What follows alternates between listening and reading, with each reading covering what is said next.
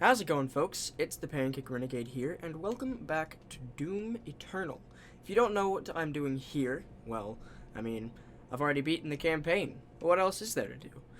I am actually going to read all of the Codex entries, and I've figured what a better and more fitting place to do so than by the Doomslayer's. I believe this is his only bookshelf in the entire Fortress of Doom. Now, I didn't check all of the, towers out there or over that way, but I didn't see any other bookshelves my previous time on this fortress. But hey, we can't dock the Doomslayer too many points for not reading lovely titles such as Living with Rage and How to Comb Your Mustache. Look, he's got magazines, he's got CDs, he's got album covers, and he fights demons for pretty much, I want to say, a living. We can't knock him too hard for having a single bookcase, even though it may hurt my heart. What in the world is that? Is it like a... I'm just going to assume this is like a high-tech CD player, and that these are like CD cases. I have no clue. But anyway, we are here to read all the Codex entries. We collected these throughout the story. They're just little tidbits of backstory. So let's go ahead and get as close as I can to sitting down in this chair. I don't believe I can crouch. So, let's go ahead and open up the menu. Set it over to challenges, and then the Codex tab. So the Codex, is where you get all of your tips, tutorials, backstory, whatever. My voice is not as buttery smooth as Camel works, right? But, I'm going to give it a shot. So the Codex is broken up into the story of Earth, the story of the Sentinels, the story of Hell, story of the Makers, then we have demons, and we have the arsenal, as well as the tutorials. Now, I am most likely not going to read through tutorials, just because those are little, they're little blurbs, right? I'm not going to read you something. This whole thing is to really find out the backstory and the lore behind the game. I'm not really going to read you something like, the Unmaker's a devastating rapid-fire weapon with a high spread. Press up to swap between the BFG and the Unmaker. Right? Like, that's not really giving me any lore. And then, game complete. But we're probably going to go through Story of the Earth all the way up until Arsenal, just because I've never played a Doom game before, and I don't really know the backstory to these weapons. So yeah, let's kind of go ahead and get this started, really. What I'll do is, I don't really make a habit of doing too many, readings and stuff like this, so what I'll probably do is I'll probably hover over what I'm going to read, view content, might do that a couple times, hover over view content, and then I'll just go pretty much read it line by line, and then I'll show you the image for a little bit, then I'll close the entry and go to the next one, right? So that's basically what I'm going to do, kind of just reading it through. At the end of the story of Earth, I may, or at the end of each little story, or what have you, I may interject and be like, oh, okay, so now I see... the remaining human populations is affected by the Super Gore nest, or the return of Dr. Samuel Hayden is affected by a cultist, blah, blah, blah. You get the point, right? Or I might just, interject my commentary here and there. But this is, pretty much first and foremost a reading to understand the lore. And I might take a couple water breaks here and there, but I'll probably try and cut that out. Before we actually get into this, I hope you all are doing fantastic today. Hope you've been staying hydrated, caught up on your schoolwork or actual work, if you have any of either or both. And I hope you're staying safe. So, let's hop right into this. Story of Earth. Remaining human populations, Part 1. Let's read the content. The Vega data entry. Nearly 60% of the planet has been consumed by the demons, with the rate of expansion increasing each day. The majority of the world population died in the first month of the Hell invasion, following the catastrophic failure of virtually every man-made system. Military response was immediate, but only marginally effective at providing safe retreat to civilians, with many fortified locations cut off from outside communication. Facing overwhelming opposition, these makeshift fortresses have gradually fallen to the growing demon presence, one after the other. Large portions of the Earth's surface have become uninhabitable, with swarms of demons scouting the globe, and most regions suffering from an atmosphere that has become infected and poisonous by processes of some form of alien terraformation. Okay. You can see there. I'm guessing the three symbols you see on this map are where the Hell Priests are? Maybe they're the largest source of demonic invasion? I'm not really sure. I don't know what those symbols are. Remaining human populations, Part 2. Although several 100,000 more were safely evacuated out of orbit in the mass exodus following the invasion, the expected odds of survival is considered unlikely for many of these lifeboats carrying cryogenically frozen passengers. I did not know that. Religious iconography and communes are now commonplace amongst survivors, with the collective perception of events taking on a biblical nature. Many seek authority from a higher power to rationalize the sudden destruction of their world, believing these events represent a form of divine punishment. You know, I can see how that in the same image. Okay, I can see how that's like something you draw a conclusion to. That is interesting. Formation of the Ark. Together we survive. ARC, Armored Response Coalition, paid for by Ark. Might look at the images beforehand and after. Following the total collapse of international civilization, nations and boundaries as we know them have ceased to exist. A handful of remaining bureaucrats, government officials, and military leaders have managed to survive by the use of protective bunkers kept secret to the greater population.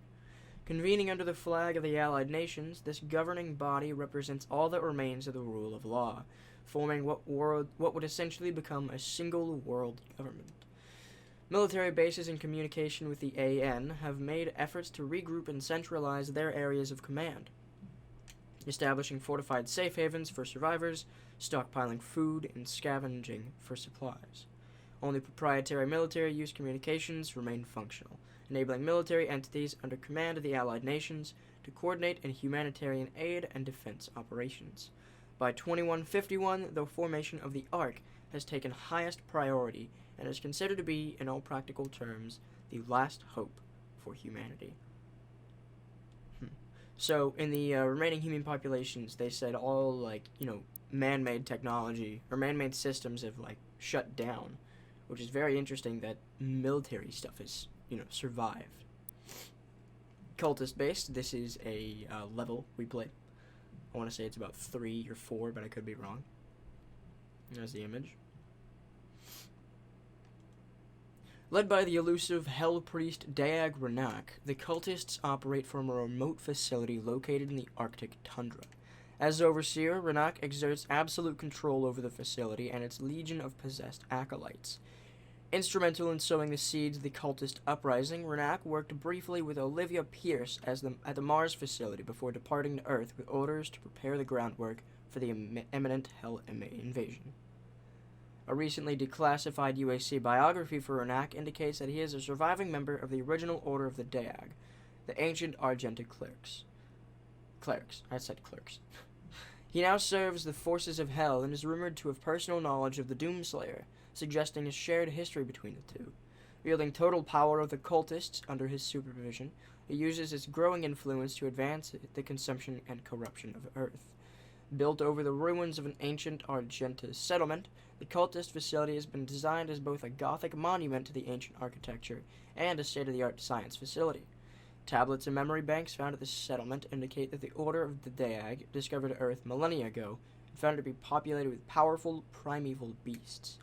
They named these creatures Agadons due to their similarity to the mythic Cyclopean giant from Argent Danor's past, the Agadian. I think I said that correct. Doom Hunter Base, this is yet another level. There's the image.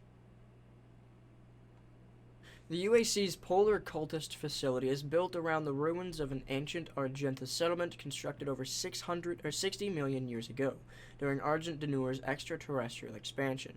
Frozen carcasses of the Agadon hunters have been located in the glacial wastes surrounding the complex, and though their DNA structure reveals them to be indigenous to Earth, there is no fossilized record of these creatures beyond the frozen territories of the Argenta settlement. Carbon dating of the remarkably well-preserved beasts suggests they are nearly 80 million years old, predating all other known forms of complex Earth-based life. Continuing the cyber-demonic experimentation that began on Mars, the cultists study the Agadon's potential for resurrection and cyber augmentation. A similar program occurred at this location millennia ago, when Daag priests, often cited as Hell priests, bred the creatures and genetically modified them to function as Doom Hunters, fearsome mutants designed to battle the Doomslayer and his Night Sentinels during the unholy crusades in Argent Denure. Sentinel records corroborate this through their military texts, with many reports of these creatures among the ranks of the demonic forces assaulting the armies of the North during the Argenta Civil War. Once the UAC cultist movement publicly announced its intentions for Earth, the cyber-demonic program was revealed to be focused on updating the Doom Hunters' schematics, upgrading their combat prowess.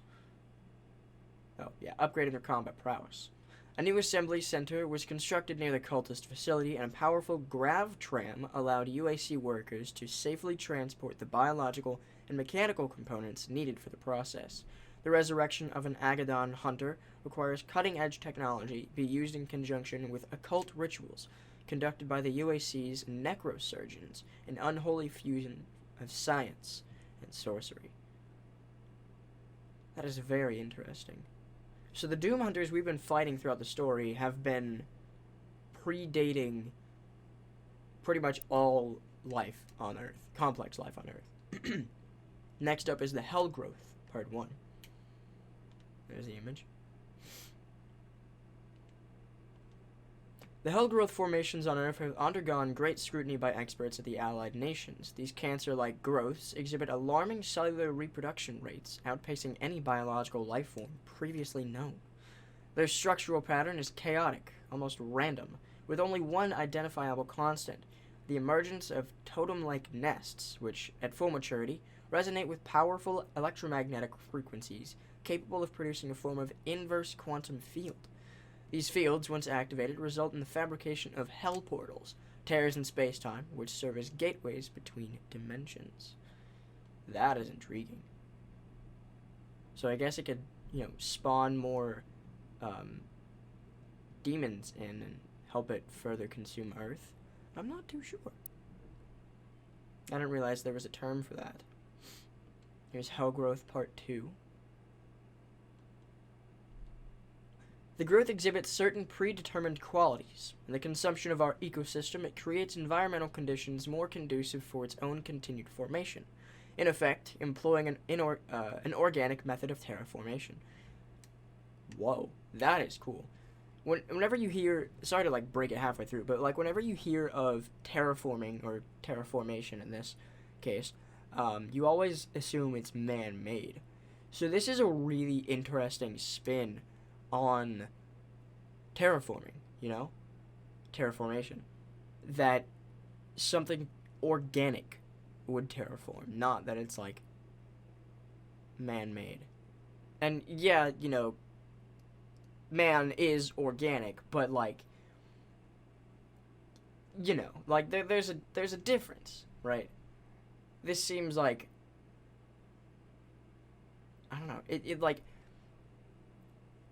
it doesn't really seem, it doesn't seem alive, but yet this Hellgrowth that's in the picture was literally called the Heart or something, so maybe it is alive. I'm not really sure, but that's just really, that's intriguing. Anyway, the resulting environment is hostile to terrestrial life, producing atmospheric toxins and a multitude of environmental hazards. Although it is understood that the growth accelerates the arrival of demon life on Earth, it is not clear how the growths themselves originated, or whether there was some sort of catalyst that created the conditions necessary for their existence. It is believed that if the source of the growths can be identified, there may be a means of uprooting the entire formation. Yeah, okay. Alright, we have Super Gore Nest. Let's see, report file, Ark AAR CO37, ComSec Red Analyst, T Washington 043. Report starts. Operation Lock AAR follows. Following reports of UAC cultist presence at the Lock reactor, recon teams Infill Gamma and Infill Hector attempted to gain entry to Lock and assess the situation. Their final transmission indicated a massive demonic presence entering the reactor facility through continuum gates, hell portals. An emergence global council meeting approved an immediate Ark response to the situation at the Lock reactor. The assembled coalition strike force, including 4 U.S. battle mech divisions, the EUR long-range naval artillery barrage fleet, 27 U.S. Nightbird Apaches, 3 NATO shock troop battalions, 2 EUR rapid response Levi tanks, and 1 B-1000 Coalition Special Forces unit. The initial bombardment from the LRNAB was met with immediate response from invasion forces. An estimate, there was 18,000 coalitions. I thought it was a B. An estimated 8,000 DP-013G units, gargoyles, attacked the fleet, seeking 32 vessels and disabling a further 78% of the fleet. The remaining ships retreated to a position approximately 32 miles offshore, beyond the reach of the gargoyles, but also out of artillery range. With the fleet out of action, the battle mechs and Apaches initiated a danger-close salvo against the reactor, as shock troops and special forces attempted a rearward infiltration. Several platoons made it inside the reactor, where the demons had already established a DP-136 nest, Super Gore Nest. Although Gore nests have been reported at various invasion sites, this was the largest so far observed. The nest has been built around the reactor core itself. Several thousand IFF beacons are amassed at the nest location, suggesting the demons are using our fallen forces as part of their bioorganic continuum gate. At the time of writing, the DP-136 nest is considered to be ground zero of the invading force. Unless the continuum gate is destroyed, this analyst sees no way to stem the influx of aggressors. Recommended response, TNA. Total nuclear annihilation. Report ends. Wow. Okay, there's the image, I guess, of the forces initially fighting back. Alright.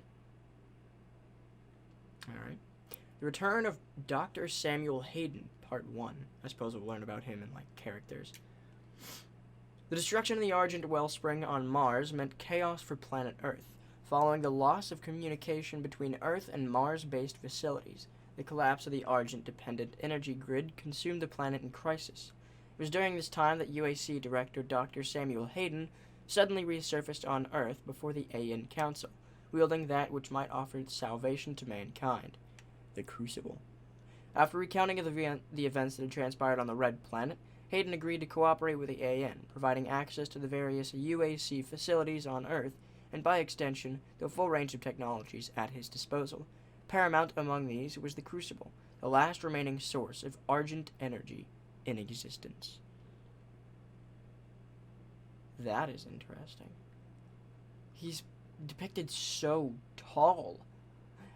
I guess we don't really have too many humans to compare him to size-wise, and the only time we see him in the game is, he's got, an upper torso. What in the world happened to his legs? We might learn that soon. The Return of Dr. Samuel Hayden, Part 2. There's the picture. Believing it possible to solve the energy crisis, which now devastated the planet, Dr. Hayden sought to invent a method of Argent synthesis, a synthetic replication that could recreate the high-yield capability of Argent energy. With the destruction of the Argent energy across the solar system, all that remained of Argent existed now within the Crucible, the fabled Hell artifact which Dr. Hayden had acquired on Mars.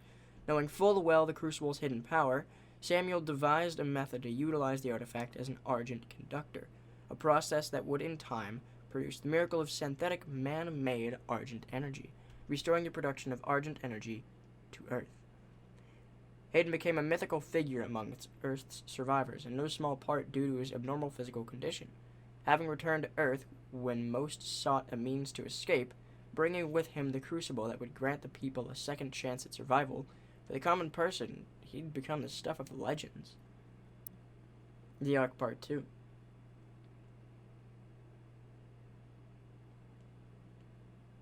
A global military crisis relief initiative established by the Allied nations in 2151. The Armored Response Coalition is designed with the sole purpose to combat and contain the Hell invasion, to succeed where modern militaries are ineffective, utilizing cutting-edge Argent-powered technology. Hayden, overseeing all aspects of Ark weapon and tech development, set about repurposing the UAC facilities on Earth, many of which were unaffected by the invasion due to their remote locations and high levels of automated security. These facilities, operated by powerful AI, are already designed for weapon development and mass production, meaning they could be repurposed overnight. The Ark Part II. By 2151, the Ark began running operations from the Mobile Command Center, a seaborne command center designed for long-range strike operations, which would serve as Ark HQ. Their primary objective? To locate the source of the Hellgrowth infestation, and in doing so, shutting down the emergence of Hell portals and closing the gate between dimensions. At the heart of the Armored Response Coalition is an aggressive research and development program, in pursuit of new military technologies. As part of Dr. Hayden's commitment, UAC resources under his direction, including some of the most powerful AI ever created, have been deployed in service of a weapon development designed to face the Hell threat head-on. Very interesting. Ooh, yeah, okay, we actually have something on Samuel Hayden. Alright. Ooh, we see he's wielding the Crucible. That is interesting. For some reason, I only thought, like, the Doomslayer or something could wield it. I don't know. In 2150, following a loss of communication between Earth and Mars-based facilities, UAC Director Dr. Samuel Hayden suddenly resurfaced on Earth before the AN Council. The demonic invasion of Earth had already begun, and Dr. Hayden had arrived just in time to provide aid. He supplied the Resistance armies with Argent technology and advanced armaments, taking helm of the newly formed Ark as lead director. So he kind of just imported himself into that position, I guess. Dr. Hayden's tactical and scientific acumen were invaluable to the war effort, and he was soon given full command over all resistance efforts by the Global Council. The Ark engaged the demons with bleeding-edge tech, exosuits, and heavy-frame battle mechs, but found themselves fighting a losing battle. Operation Hellbreaker was Samuel's final plan, a powerful counterattack that ultimately ended in failure. His robotic torso retrieved by Ark soldiers, Samuel is now tended to and monitored by a skeleton crew of scientists. They had been given contingency orders to safeguard his body, along with a Crucible obtained on Mars.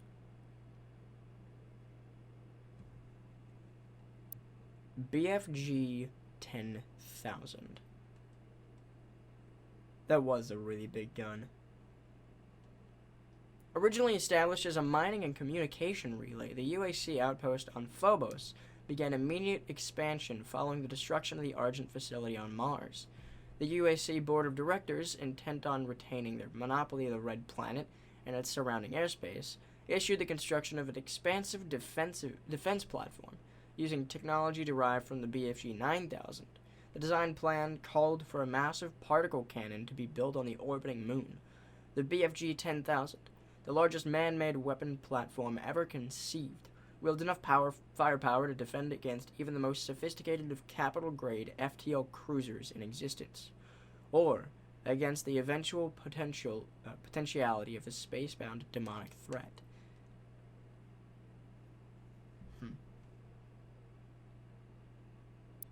Final Sin. Yeah, this thing is insane. I still don't know what that left picture is, I'll be honest, but if we read the thing, we might be able to figure it out. The icon's presence warps reality, damaging the implicate order of our dimension merely by existing within it. If the icon is allowed to remain unchecked, it would lead to the total devastation of Earth, followed by a breakdown of space-time around the planet. The resultant black hole will eventually drag our entire universe down, casting it into the mouth of hell as conquest to be absorbed by the Dark Realm. What? I genuinely don't understand what that means. Whatever, let's keep reading. The Con Maker had taken measures to augment the Titan, installing Maker technology throughout its structure to ensure it could be controlled. With the ritual interrupted, the Icon is now fully unleashed, raging across Earth until hell consumes all. No longer bound by the heart of the Betrayer's son, the Icon of Sin is free from any measure of control that the Makers might have once conceived. Once the Slayer prophesied in Argenta legend to stand against the Icon. Only the Slayer prophesied in Argenta legend to stand against the Icon can stop this apocalypse. So it was bound by the heart of the Betrayer's son. I don't know how that works. We met the Betrayer fairly early on when our ship was in need of a new power supply, I suppose. But then we never heard about him again. Maybe he was in a previous game. I'm not sure. And I'm going to assume the person on the left is the Betrayer's son? Honestly, I have no clue. Ooh, we have the Ark Broadcast Logs. And then we have the Dr. Elena Richardson Logs. Okay, sure thing. Ark Broadcast Log I. There are reports coming out of the quarantined Hellified Zone near the San Andreas Chasm. Satellite imagery shows what Ark personnel believe to be the legendary Doomslayer himself fighting the mortally challenged. The Doomslayer, or Doom Guy as he is sometimes referred to, was thought to be a myth of the Resistance, a sort of avenging angel. He was last reported to be seen on Mars, and is allegedly responsible for the destruction of the Argent Tower there.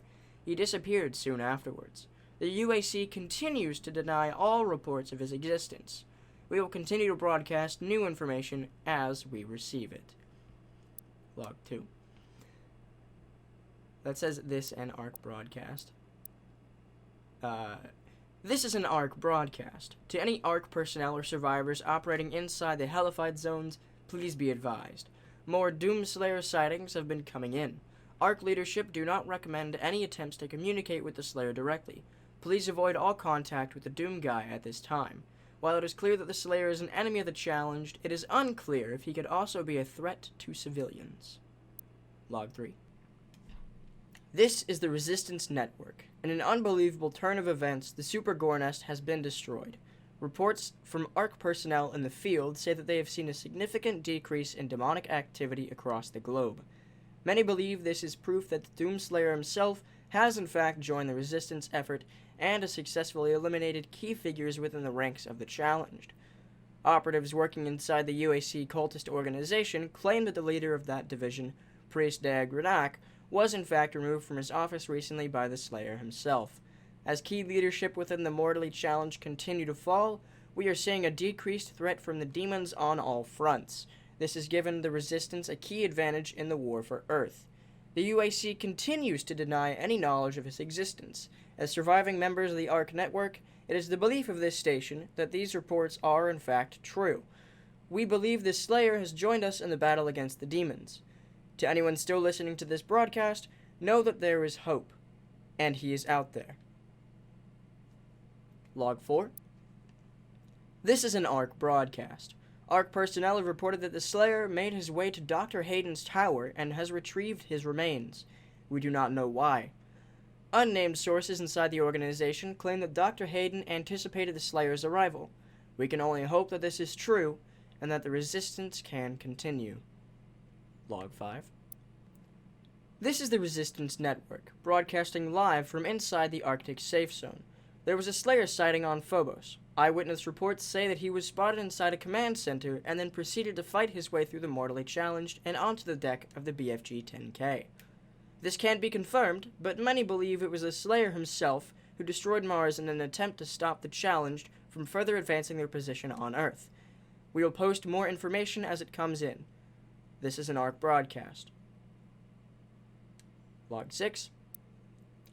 Attention. This is an emergency broadcast from the Ark Resistance. Numerous reports from survivor cells across the globe are confirming that at some time within the last 24 hours, the demonic invaders have begun amassing in swarms near Gore nests.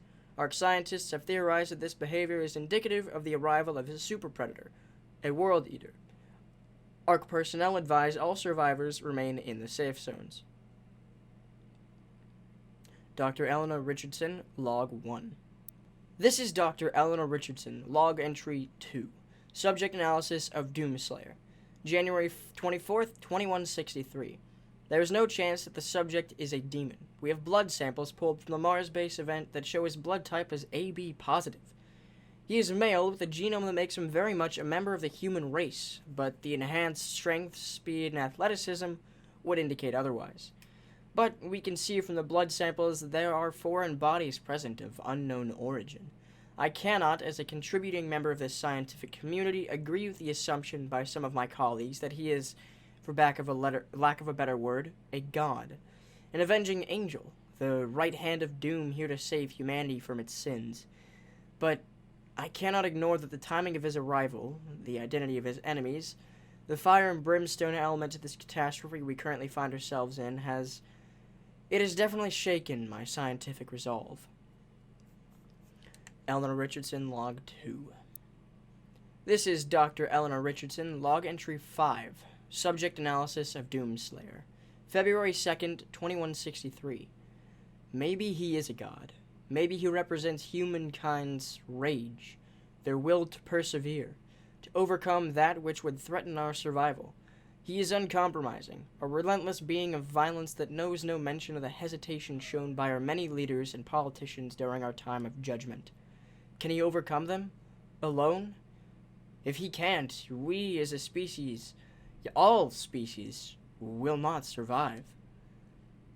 Eleanor Richardson Log 3. This is Dr. Elena Richardson, Log Entry 6, February 9th, 2163. The only thing they fear is him. We watched as the Horde overwhelmed the very best and most advanced machinery and weapons technology that we could muster against the opposition. It was useless. They moved too quickly. They cared not for themselves, only sought out the blood of humanity. They were willing to sacrifice their own to get to the heart of our world. We slaughtered thousands and millions more followed. But then he came. He cut through them like a sickle through a field, his fury surpassing their own. He is faster, more relentless. I believe him now to be more than just a man. He is doom. Eleanor Richardson Log 4. This is Dr. Eleanor Richardson Log Entry 7, March 3rd, 2163. And with him lies our salvation, for as he gains in strength, so do they fall in numbers. The priests command the armies to the north and south, but he controls the fight. The inner circle of death is where he resides, hunting them at the far reaches of the earth and beyond. I am a believer now. I feel it is in the doom that I have faith. The Slayer is the spear that stabs at the heart of our attackers, and those that would seek to harm us should feel warned. For there is only one dominant life form in this universe, and it carries a steel-barreled sword of vengeance. All hail the coming of the Destroyer. The Slayer's time is now. Alrighty. Sweet. So that was Story of Earth. Don't really have too much to say after it. Let's head on to the story of the Sentinel, shall we? This one seems to be broken up a little bit. We have, like, backstory, I guess. Then we have Sentinel history. So that'll be, like, the actual lore.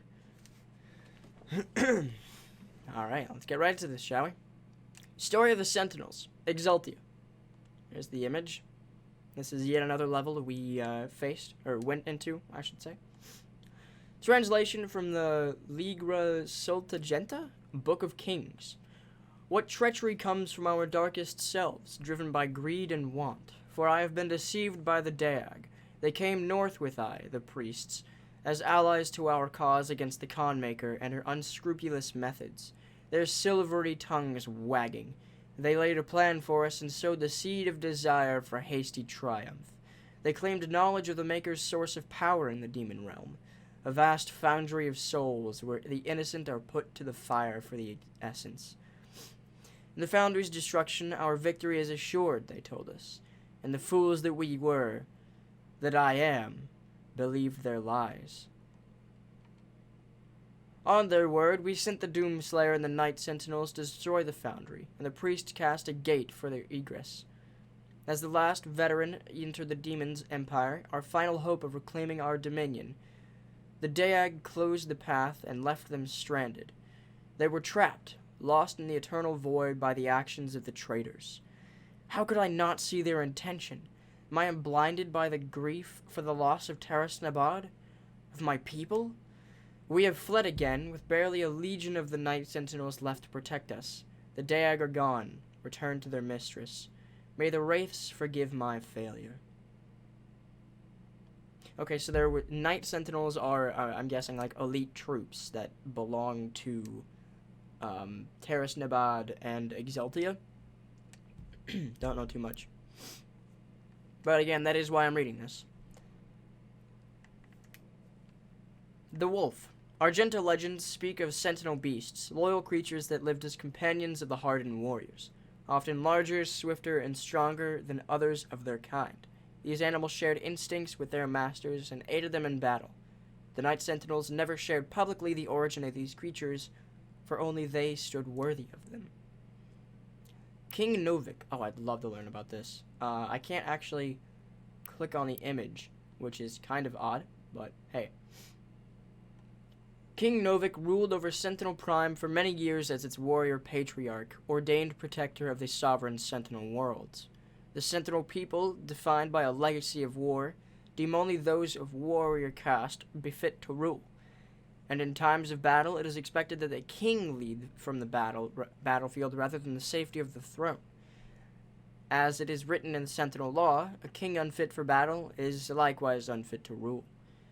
For millennia, the Sentinel people have secured their civilization against the threat of invasion from beast and human alike, passing on the mantle of battle to each subsequent generation and refining the craft of war into an art of ultimate mastery. Even in times of peace, the Night Sentinels remain vigilant, developing new technologies of conquest, each the more capable of securing their dominion across the sovereign worlds. Interesting, but what happened to him? He wasn't like a ghost forever, was he? All the Sentinels that we've actually encountered are like ghosts. They have like little tokens, the Praetor suit points. Oh well, the Betrayer. This is the guy whose son's heart can bound the Icon of Sin? I don't know how that happens. I don't know how that works.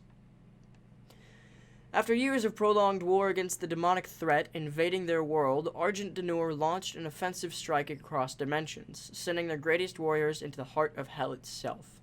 Despite their training and their preparedness, their honor was undone by deceit. Betrayal at the highest levels of command left Argent D'Nur's bravest warriors cut off and scattered in the hellscape. But of those last remaining Night Sentinels, only one remained in hell by choice, Betrayer of the Argenta. It was Commander Valen who relinquished the keys to the elemental sepulchre in return for his son's resurrection. Haunted by demonic visions, the image of his son's tortured existence plagued him without relent, the whispers of demons pushing him toward madness. In a moment of weakness, he fell prey to the demon's trickery, sealing the fate of Argent D'Nur and dooming the kingdom to which he swore a lifelong oath to protect. Valen chose exile on the hellscape for his sacrilege.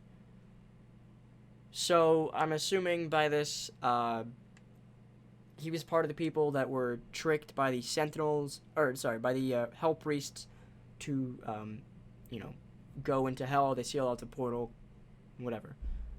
But his son had previously died by the demons, somehow, and while in the hellscape, he had visions and stuff, and so he gave over the keys to the elemental sepulchre in return for his son's resurrection. But clearly his son wasn't resurrected if his heart was used to bound the Icon of Sin.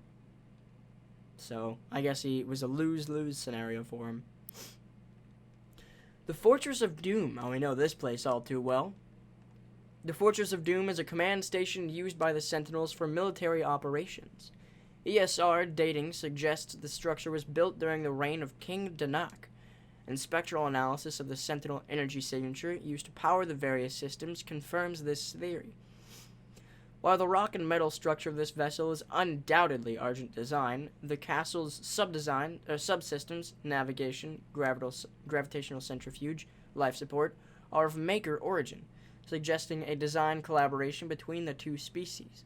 Propulsion is notably absent, as it is not required. The fortress manipulates space through an unknown process involving Sentinel energy. However, there is no indication that any of the systems were designed for Maker use. The access ways, control panels, and living quarters have all been designed for Argenta dimensions, so it could be assumed that the massive structure was made exclusively for Argenta warfare, likely as a flag station of the Night Sentinel's military forces. We have records of the Night Sentinels visiting many inhabited planets in their local quadrant, the extent of their empire still being researched, and this fortress is likely a remnant of what was once a much larger fleet. Huh, okay, so it wasn't originally solely Doomslayers, he kind of just, took it up. The Lost City of Habeth. It's one of the later missions we went to, one of the later places we went to in a mission. Amidst the long and enduring history of Sentinel civilization, there are moments in antiquity that have become buried in time, forgotten chapters that remain concealed to Sentinel historians, waiting to be unearthed. The fallen city of Habeth is one such tale, all but forgotten to the tomes of legacies past. Once a prosperous port city, a proud gleaming marker of conquest for the distant tribe of the Bethian clansmen of the Outer Worlds, Habeth bridged the disparate Sentinel cities with the ingenious designs of Slipgate invention. But it was not meant to last, and amongst those cities lost in the crusades of Sentinel past was Habeth, now little more than a smoldering ruin swallowed by the quaking surface of a once habitable Mars. Sentinel Prime. This is where King Novik has his throne, I believe.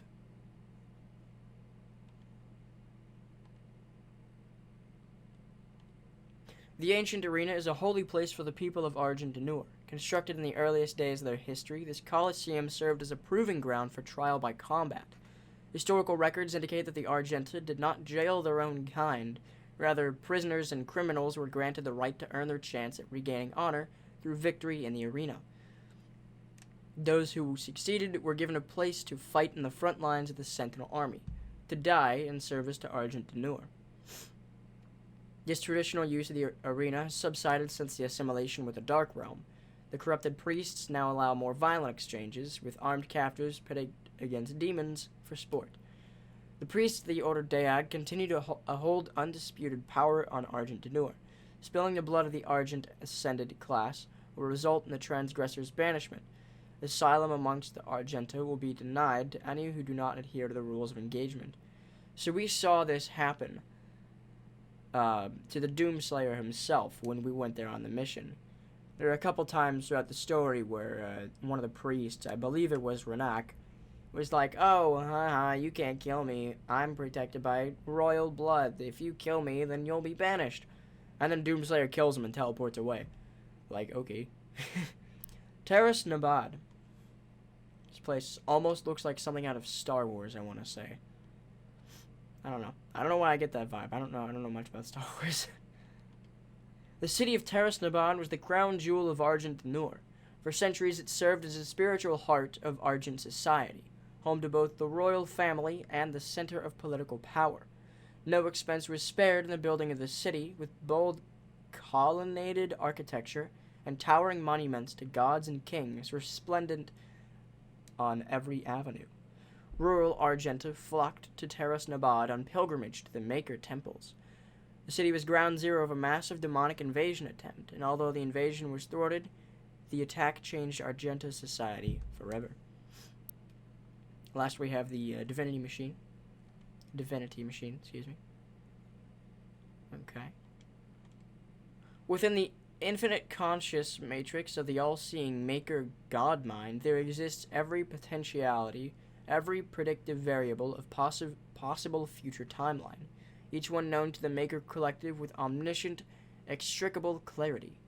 The god mind surveys these timelines, watching them form and expand exponentially, like fractal patterns in the fabric of existence. Among these infinite possibilities, only one constant appears among them, unchanged by the flowing data of endless variability. That of the prophesied destroyer, the one who would bring about the destruction of the makers. So, the Doomslayer. Interesting. Next up we have Sentinel History, Part I. There's the image. Translation from the Ligra Septuaginta, Book of Kings. In the days before man first spoke, an immense shard of rock and metal was cast unto the world from the heavens. Thunder and cataclysm shook the land as the skies were torn asunder. The cosmic spear cleft a hole through our mortal lands, pole to pole. From the cold wastes of the umbral plains to the fetid swamps of Ironfang. The womb of the world opened, and the elemental wraiths, the firstborn, spilled forth. They took to the skies, fierce in their emancipation. In their exaltation they brought vitality to the land, and all that felt their breath were awakened from eternal slumber. Fierce beasts in an unforgiving biosphere rose in the passing of their shadow, as the wraith call echoed across Argent Denur. First came the ancestrals, feral creatures invigorated by the magic of the wraiths. They grew to enormous heights, mighty behemoths who waged war with each other for years untold. Their battles tore the land asunder and destroyed all creation caught in their wake.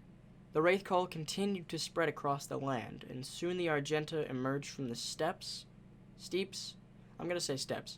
Our souls stirred into form by the power of their breath. The Titans towered over the wild-blooded tribes, but found them uncowed. Uncowed? I'm gonna say uncode, otherwise I'll laugh. The secret of the sword was discovered, and in the darkness of sweltering mountain forges, we beat steel until it was strong enough to pierce bone and sever flesh. Thus we came to be, born of rock and fire, lowly in birth, but risen by the strength of our will, by the blessedness of the first ones. We forged sword and shield, and took the hammer to the ancestrals. We claimed dominion of creation by right of blood and magic, and the time of man came to be. With the ancestral beasts driven back to their bleak valleys, we rose. We tilled the fertile land, husbanded the beasts of burden, and built towering cities. In the hallowed place, on the obsidian throne, we crowned King Ormero the Father, the first of the line that shall reign in perpetuity. We built the Cathedral of Reflection to worship the first ones, and form the Order of the Daag, whose priests pay tribute to the wraiths and appease their tempestuous hunger. Our sons and daughters chose the path of the sword, or the path of the alchemist, for each duty honors the gods. Though our ways were righteous, we were not without strife. Storms and great quakes cast our spires down. Barbaric tribes laid siege to our fields in search of the great gifts Mother Argenta had bestowed upon our world, and the song of the wraith call threatened to drive lesser men into madness. We were not lesser men. We defended that which the first ones gifted to us, our lands and right to the bounty held within. We beat back the barbarian hordes and hardened our resolve. We rose above the fire, our bodies and souls tempered, and an unbreakable will was shaped in the forge of battle. What emerged was the heart of our legion, the Order of the Night Sentinels. Okay, that is something. Part 2. Let's take a look at this image. Oh, so it seems to be the makers appearing, I suppose. Again, still translation from the Ligra Septuaginta, Book of Kings. In the time of grief, when King Etrex took the throne, a blessing came to the people of Argenta. White porcelain beings from a world above our own brought gifts to Denur, observers to our great deeds, admirers of our convictions. They sought to make a bond with our swords and bring lasting order to our world. These were beings unlike any we had seen before.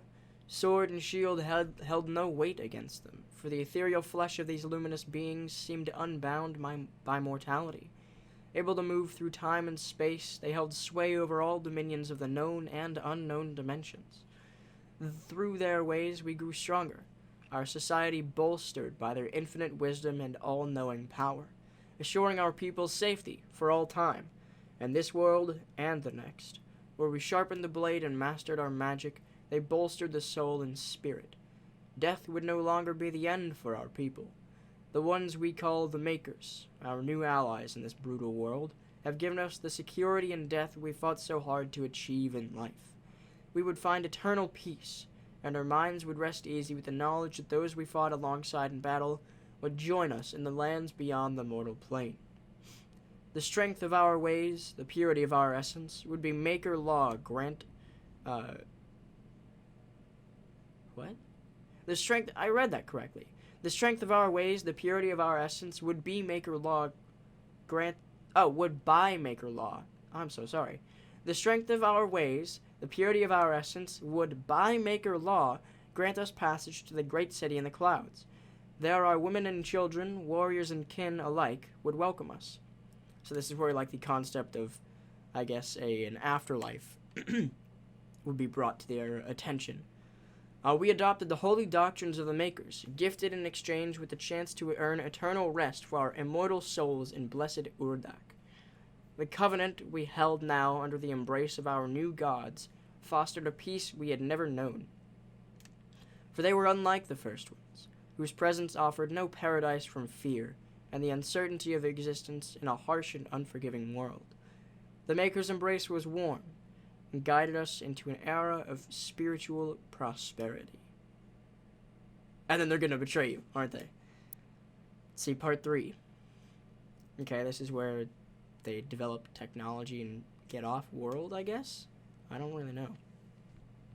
With machine and enchantment of the Makers, the Argenta brought our newfound clarity to the disparate realms of the Empyrean Void. We took flight with the support of our gods, spreading the enlightened word of the Khan Maker. We discovered there was not one enemy, but many. Worlds and people unknown to the Argenta were unveiled, and we saw our own suffering reflected in their eyes. Our righteous army strode into battle under the banner of the Night Sentinels and fought for the freedom of all peoples from the grasp of those who would exploit and prey upon them. Though we battled on soil not our own, the blood we shed in foreign land safeguarded Argentinur, and the sons and daughters that defended it. Through the strange peoples we liberated, new alliances were formed, and our beliefs became their own. Our armies swelled.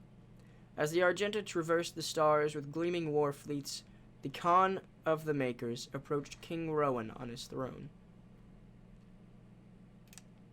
He sensed his god restless by our disquiet manner. Then the king and Khan spoke, and the god revealed she had foreseen a schism in the blood of the Argenta. A test would be required to identify its host among us. She spoke of a holy rite to be performed on the strongest of our warriors. Only those that proved worthy would be tested, for the impurity could reside in only the most resilient of our legion, the divinity machine, a great tribute by Makers Scholaris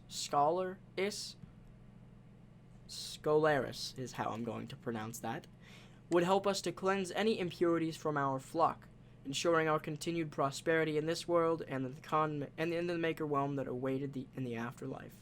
The malicious one, if not exhumed from our ranks, would jeopardize our safe passage to the heavenly realm of Urdak. The Dark One was not amongst them yet, nor would he be for many generations. Only the Mother God, through divination and Maker sight, would determine when he stood before them. The Makers were truth, and only their unclouded eyes could find the one who was marked. The prophecy of the Unholy One was written, for through the ages the warning grew faint, until only the Khan Maker herself and the high priests of the Order Daag still whispered of he that would one day come to threaten their way of light. Interesting. That is interesting. Okay. I'll keep reading on and then I'll formulate like a, I'll say my bit. Part 4. Okay, so here we have the Legion of the Soldiers, the Night Sentinels, and then I'm guessing the one right in front, in chains and shackles, is the Doomslayer, and then there's a priest right there. I'm assuming that's Renak, the one we have like a personal history with, or the Doomslayer does anyway. In the time of King Novik, as the Argenta secured peace and safety through dimensions across time and space, an outlander came to us. He was not of our world and spoke an ugly tongue. How he first took step upon our land was unknown. Sentinel scouts had found the outlander bloodied, clawed, and near death, mumbling of impending doom and the forces of darkness. The scent of blood followed him, and the gore that stained his armor seemed not entirely his own. By Argenta law, the stranger would be judged in the Coliseum, where he would be given the chance of all who stray from the path to fight for his freedom. We knew not of this stranger. His mind seemed crippled with rage. He dressed in attire not suited for our lands and carried munition of arcane origin. We watched as his will overcame his injuries, and in the blood arena, he proved his worth. The Outlander's technique was crude and brutal, but the determination in this charge echoed that of any true-born Sentinel. His war cry echoed through the Coliseum, as did the sound of his fury, and the guards cheered his banner. "Rip and tear," they shouted, as the beast pushed beyond mortal wounds and certain death. He would be gifted no rank, no title. The survivors in the arena were provided only one reward: the right to earn an honorable death while spreading the blessings of the Maker to those in need. The Outlander's determination was witnessed, his ravings documented, and through the word of the Order Deag, the Khan Maker had him brought before her. She set her minions to learning his tongue, for with his ugly words he spoke of lands unseen, creatures born of fire, and a dark place unknown to the Queen and her caste. Yet another opportunity to expand the gift of the Makers to those in need. Interesting. See, previously, before playing this game, before we actually met the Khan Maker, when we originally met the Khan Maker, I was thinking, this is like a new boss made for this game specifically. But these Codex pages are telling me otherwise. They're like, nah, Doomslayer, although he wasn't really called that at the time, has a history with the Order Deag and the Khan Maker. So, I thought his only previous connection was the Night Sentinels and King Novik. Anyway, on to part 5. Here we have, I'm assuming, the Night Sentinels city? And, maybe these are the other places with all the demons and stuff. I'm not really sure. I guess we'll read and find out. Again, translated from the Book of Kings. On the eve of the Black Star, the Dark Ones came from a world beneath our own. Notice how they said the Khan Makers were above them, and now they said the Dark Ones, at this point, are coming from a world beneath them. Not through ship nor ephemeral vessel, but through the fabric of dimensions. Out of swirling fiery gates came horned beasts from a timeless realm. First one, then many. Crashing waves of evil swelled from the obsidian forest on the Argentian overlands. The Alorum clans from the eastern mountains fell first to the black hordes of devils, and the city of Talorm was slung under the weight of their charge. We Sentinels rose to meet the beasts with spear in hand, the might of the Holy Fleet striking back the demons, but the dark gates from whence they came gave birth still to even greater hordes. A line of blood was drawn with the fallen of both sides, and the unholy wars began as the time of darkness came upon us. So this is where the demons start invading. Part 6. Okay. Looks like just a diagram. It's a knockoff of Leonardo da Vinci's The Vitruvian Man, but it's of a demon. I guess one of the fodder demons? I honestly don't know their names. I just call them fodder demons. Yet again, translation from the Book of Kings. Unlike enemies of the past, we could not contain the demons emergent from the Dark Realm. Their weaponry was not conjured from machined steel, but from the essence of their very being, a dark magic not known to us in our many conquests. Had we grown overconfident, our victories serving to dull our blade as we drank in the glory of our expanding empire. Lost, we knew not of how to prevail against this foe. The Maker Gods stood perplexed, and our engineers and priests scrambled to find the advantage in battle we so desperately needed. Unknown to the enemy, we were pushed to the brink of defeat, and our gods stood with us as we worked to find the answer. The Order of the Daag were the first to unlock the mystery of these foul creatures. The priests were able to capture several of the beasts and set about to identify the source of their power. It was then that the essence of the Dark Realm was discovered. Not wholly unlike our own, this power is the life essence that flowed through their twisted form and powered their attacks. It could be harnessed to power our own weapons, giving the Argenta the chance to combat the demons on even footing. The priest believed that with greater knowledge of the essence, we could discover its source and cut it off from the demons to strangle their armies from within, allowing us to regain the advantage we required for victory on the battlefield. The Khan Maker gave blessings to our majesty and directed the priests to delve deeper into the mysteries of the scarlet elixir from the demonic realm, for she sought only to return balance to our universe. Proper assimilation was required, as hell stood beyond her influence. After great effort, the priests discovered more than they had ever hoped for. They learned of the true nature of the demonic energy and how it could strengthen those skilled enough to harness its power. The energy coursing through the malformed bodies of our relentless enemy could be used to end life, or to enhance it. The power to heal, to mend, immortality, knowledge, and enlightened faculties beyond our understanding. With the demon's life force in the skilled hands of the Sentinel priests, and under the righteous gaze of the Khan Maker, our people would not only rise to victory under the unholy hordes that clawed at our walls, we would move to a higher plateau of existence, ushering in a new era of military science and industrial healing. No Sentinel would grow sick, no Maker would need to suffer the transfiguration that they so feared. All would be risen. None could ever oppose our peaceful ways and threaten our world again. True balance over hell and its legions, over space and time, in this world and all others, we would dictate the order. United with the Makers, we would find peace eternal. That's ironic considering the title of the game, eh? Part 7. Okay, looks like Doomslayer's being trained in Sentinel ways, if I had to guess. Still, yet again, translation from the Book of Kings. I'm probably going to stop saying that, just because it's in all of them. The Khan Maker demanded a tithe of the essence, and driven by her desire, the priests submitted themselves to her will.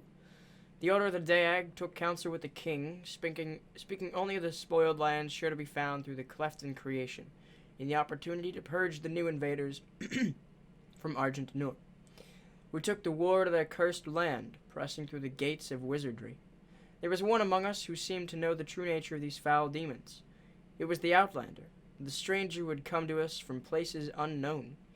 He who had survived in the front lines far longer than any Sentinel-born prisoner had before. His passion for battle against the vile horde was evident, his lust for their destruction matching our own, though Argent remained a foreign land to him. His fervor caught the attention of the Inquisitors of the Sentinel Guard. Some whispering of a suspected allegiance, same word, same synonym, they're synonymous. He held in secret with the demons. Silencing the critics, King Novik deemed him worthy of selection. The signifiers brought a commission to our king, and it was decided that he be lifted from the common rabble. Though no arena-born prisoner had ever been granted the honor, the Knight Sentinels broke tradition and deemed the Outlander worthy of training.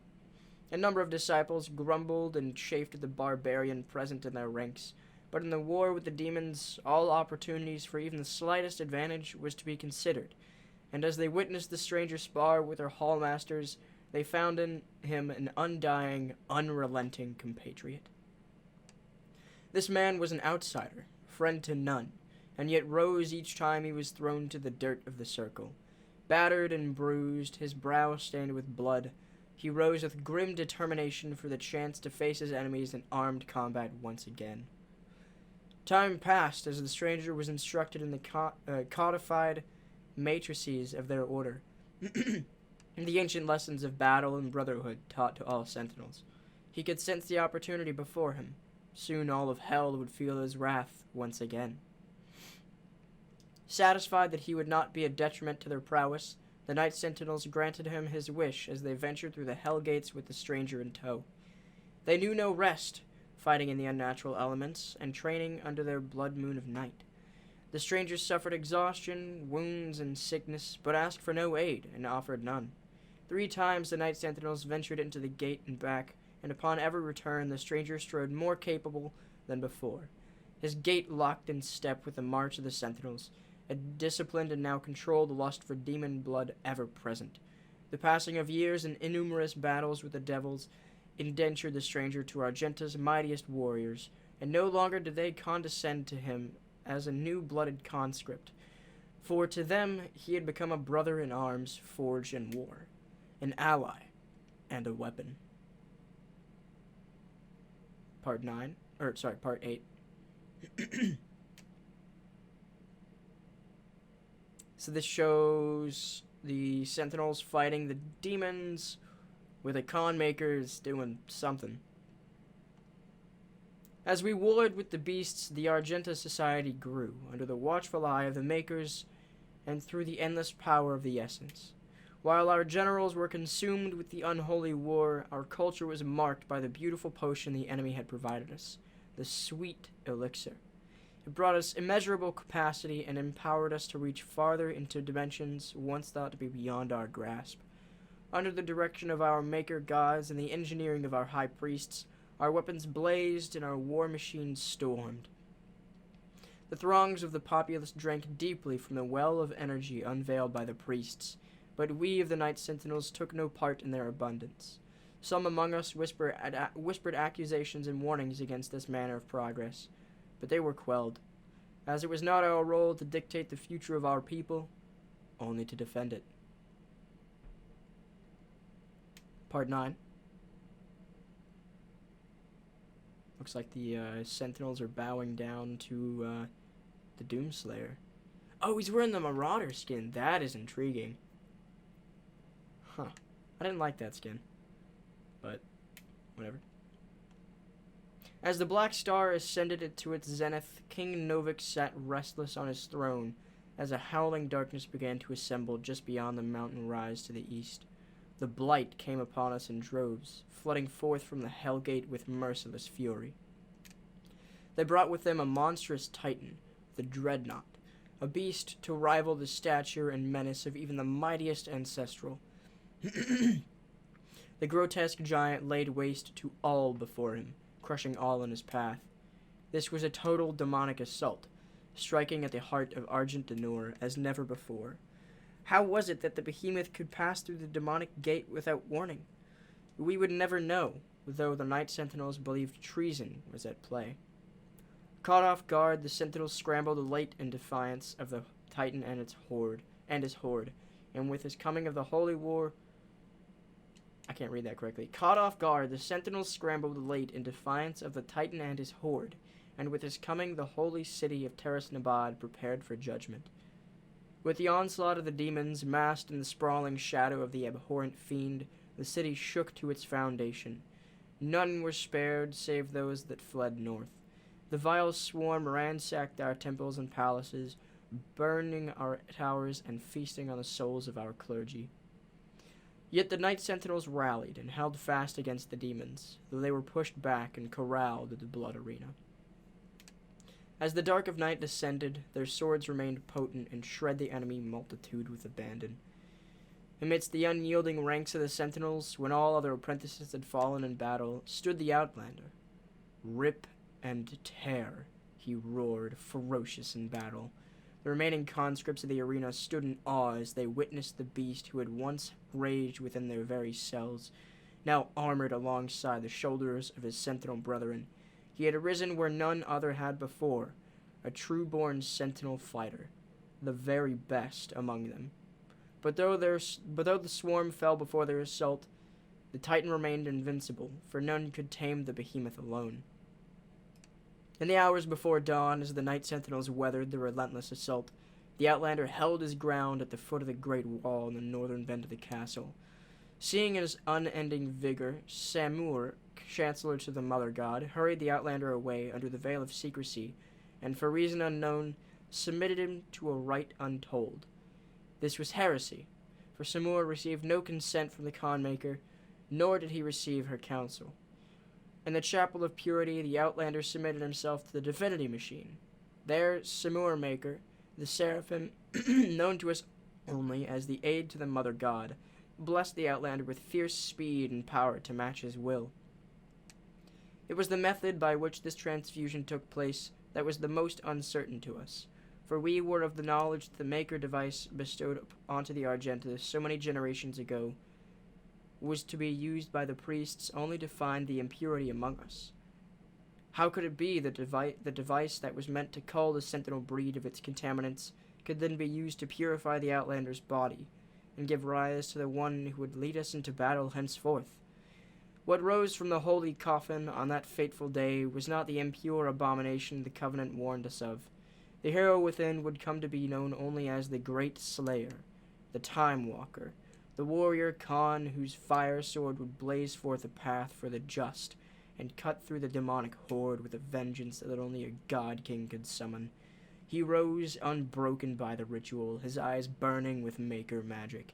He took the crucible in his hand, and wraith fire leapt forth from the blade, as only it will when held by a true Sentinel warrior king.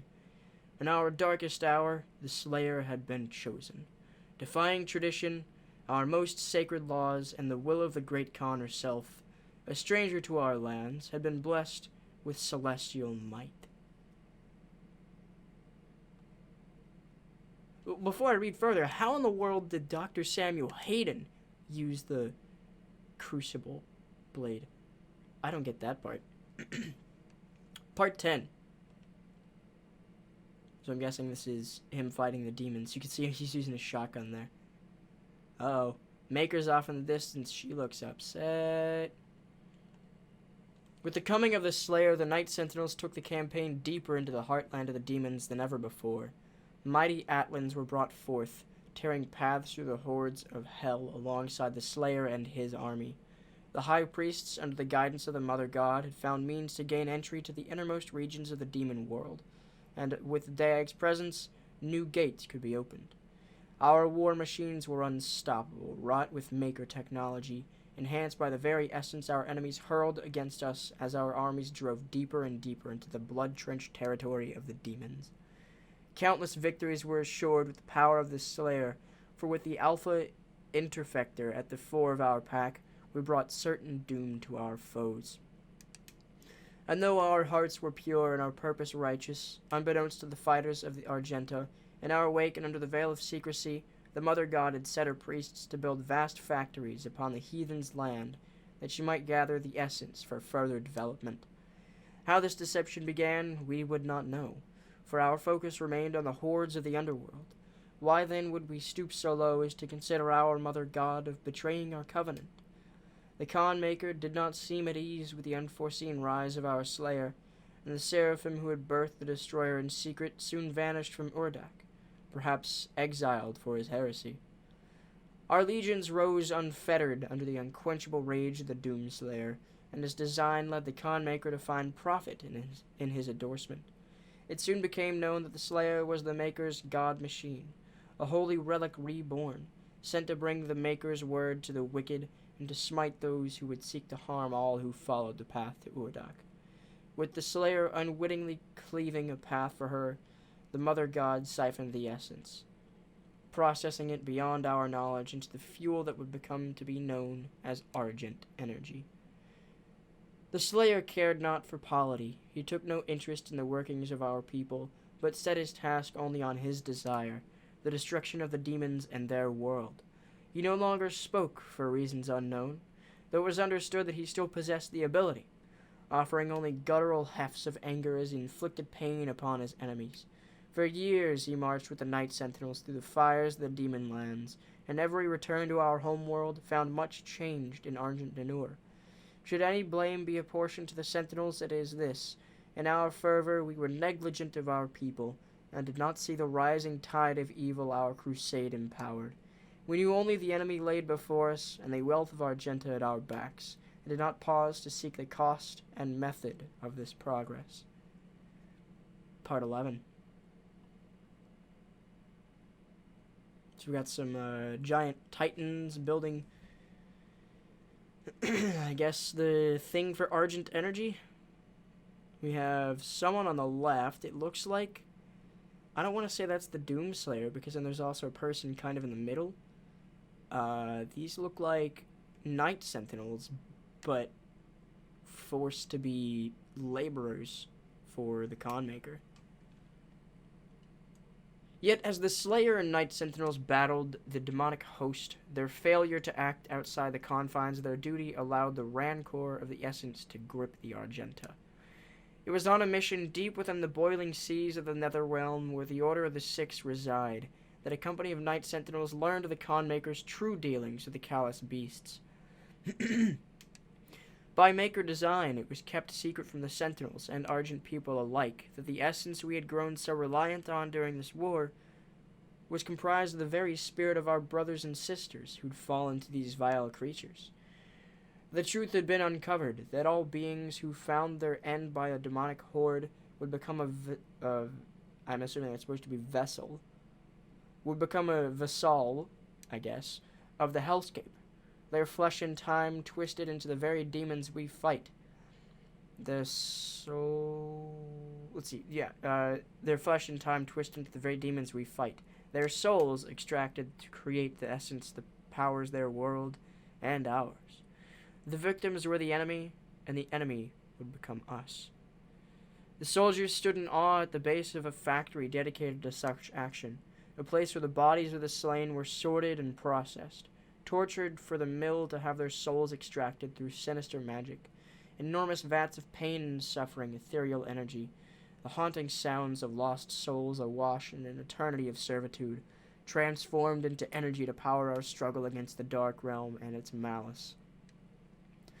But worse than this grim reality was the discovery of a machinery which was used to enact the vile process our fallen had been subjected to. For it was not by hoof and claw that this blasphemous technology had come to pass, but by the hand of the Argenta guided by the Mother God's desires. We had fallen deep within the grasp of the enemy. What we had fought against would not reveal itself to be true, as without countenance we could hold no sway over the Argenta populace. Regardless, the honor of the Night Sentinels would have to hold up the verity of these claims, and the Mother God could be our divinity no more. In secret corridors and clandestine conference, the Night Sentinels would find those amongst them who similarly distrusted the essence and had foretold the swelling corruption. Once the truth could be shared, the skeptics became members of the Sentinel insurrection, and the breach between holy and unholy Argenta began to grow. Interesting. So they finally learned the secret. Excuse the chair squeak, please. Let's see. So we have Sentinels on the right with, I'm going to call them Marauders. That's what I assume they are on the left. We have a king in the top right, I believe. And the left side we have the Conmaker, top left. Okay. And then in the middle, we have the Doomslayer with his guns. I'm guessing the one he's aiming at is, I don't know. I'm going to say those are Marauders just because of the horns. But I guess we'll read. The truth cannot be denied. This is part 12. The truth cannot be denied. The unholy spires raised in the barren lands function by blessings of Maker energy. The Khan had betrayed Argent Denur and had made concert with the demons to harvest their essence, in return granting them access to all the worlds under her influence. A symbiotic relationship had formed, and darkness now had been balanced by a light, for where there was heaven, so there would be a hell. The followers would be granted passage to Ordak, and the sinners would fall into the fiery pits of the dark realm. This word would be spread from all cultures and all worlds and in all places. We were not without blame, for it was our people, the priests and the Sentinel engineers, who'd laid the work in place. Argenta's slaves had built the dark factories, and our own ancient wraith energy helped purify Hell's elixir into the miracle fuel that now powered the Maker's world and our own. The Night Sentinels spoke of the evil brought by the essence and carried their word to all who would listen. We had helped to create this new dichotomy, and so it must be for the Argenta to stop the spread of this pestilence, this new phase of existence, the dark and the light. If not for us, then for the innocent whose worlds have yet to fall under the spell of the Maker God and her unseen allies in the Hell dimension. Even when the Night Sentinels returned from the demonic realm with tales of slave factories that damned the souls of the innocents, the indoctrinated masses of Argent Nur took no quarrel with the Makers. They were indebted to the demon essence, the ministers deliberating but finding no basis for change. The messengers were cast down for daring to speak against those who have gifted us so much, our gods. The Makers in their infinite wisdom would see fit that the faithful continued life anew in Urdak. They feared the wrath of their mother god. A lifetime of servitude would not be undone by this insurrection. Simply another trial, a test of faith to identify those that were truly worthy to experience life eternal in Urdak. The Argenta would not waver in their resolve. The Night Sentinels prepared for war once again, though this battle meant drawing the blood of their own brothers. Our army had seen the work of the demons firsthand and knew its evil. They had returned to the way of the wraiths, and though their armament was diminished without the essence, it remained pure and righteous. A division among the Argenta had occurred, on one side standing in opposition to the doctrine of the Makers, the other locked in belief. The Ascended Empire was comprised of the faithful and misled, wielding the desecrated energies of Hell, the power of the Makers, and the Marauders who had sided with the Khan. So I did get it right. The Night Sentinels were bolstered by the free people of Argenta and the mightiest of all killers, the Slayer himself. Plans and tactics were drawn. The Sentinels would close the Argent energy factories and Necroval, that which fed the world of Urdak directly with its supply of fresh essence. They would stop the flow. The slumbering wraiths would wake from their sleep and give Argent Denur courage. Next up is part 13. Let's see, we have the Doomslayer in the middle, I'm assuming. We have... Ooh, those are the Hell Priests. Okay. And then we have demons. Probably Marauders because of the horns, but, just demons overall surrounding him. And we have a portal over there. Okay. Interesting. For years, the Civil War raged and took its toll on the soldiers as their armor lay stained with the blood of their brothers on a cursed battlefield. Finally, an opportunity to end the war had been discovered by the Order Daag and the Night Sentinels. With the Slayer at the head of their army, they gathered to traverse through the gate and sunder Necroval, the city of the dead. The Order of the Daag, the high priests who had pledged their allegiance long ago to the Night Sentinels, worked in service of our mission. Those holy priests who had served the Argenta since time immemorial assured us that the way was clear. A plan was set to march into the accursed walls of Necroval and smite the factory, cutting off the flow of essence to Urdak and denying the Khanmaker of her prize. Our forces took spear in hand and advanced, and it is there that the venom of treachery struck. Upon entry through the Hell portal, the Night Sentinels were scattered to the winds of unplanned chaos. Our warriors were separated, our ranks split as the gates twisted and hurled them across the unholy realm. Some of our warriors appeared near the gates they had walked before, but found that the vile priests had barred the way back. Then the trap was sprung, and each lone Argenta found himself set upon by bloodthirsty multitudes of demonic beasts. Let it be known that it was not the priests alone who failed the northern armies, but one of the Sentinels' own. Hell found his weakness, and exploited it to the demise of Argent Denur.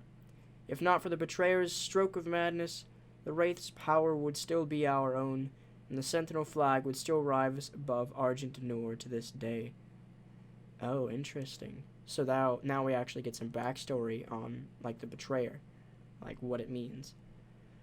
This is part 14 up next. I'm going to give you one last look at that image, though. Alright, let's see. So this is just all-out combat. Yeah. Scattered in hell, abandoned by their clergy and reinforcements, the Sentinels proved their worth in what would be their final war with the forces of all evil. Unrelenting power in the face of certain death, the Sentinels crushed hundreds of demons and skewered titans. When their Atlands had held no more fuel, the Sentinels took to the ground and fought the swarms on land. All of hell knew of the betrayal, for it was without question the makers and the priests who had sowed the seeds of deceit long before the brave warriors passed through the gate. What hell saw that day was the beating heart of the free people of Argent D'Nur. They did not flinch in the face of their own certain death. They died as they lived, with sword and shield in hand. Urdak took low a place to house such giants. Theirs would be the fate of warrior gods, remembered for all time. Lord Sash, the stalwart banner sergeant, was found with his war standard pierced through the throat of a great beast, his body surrounded by the corpses of enemies. Rowan the Mighty, Rowan the Mighty, the light faded from his eyes, had eviscerated such a multitude that their entrails clung to the black rocks like vines. Gore, relentless until the end, had broken his blade on the backs of his foes, and by the time he fell, he had slain another 200 with his hands alone.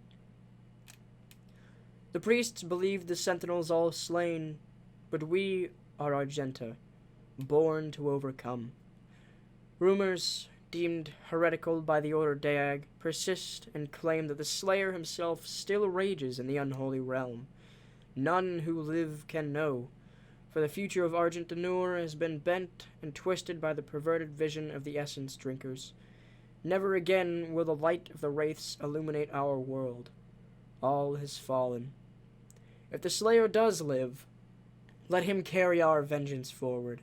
If he persists, let him wreak violence on those who have wronged us. May the blood of his sword never dry. May his war never end until the guilty have been punished. And may this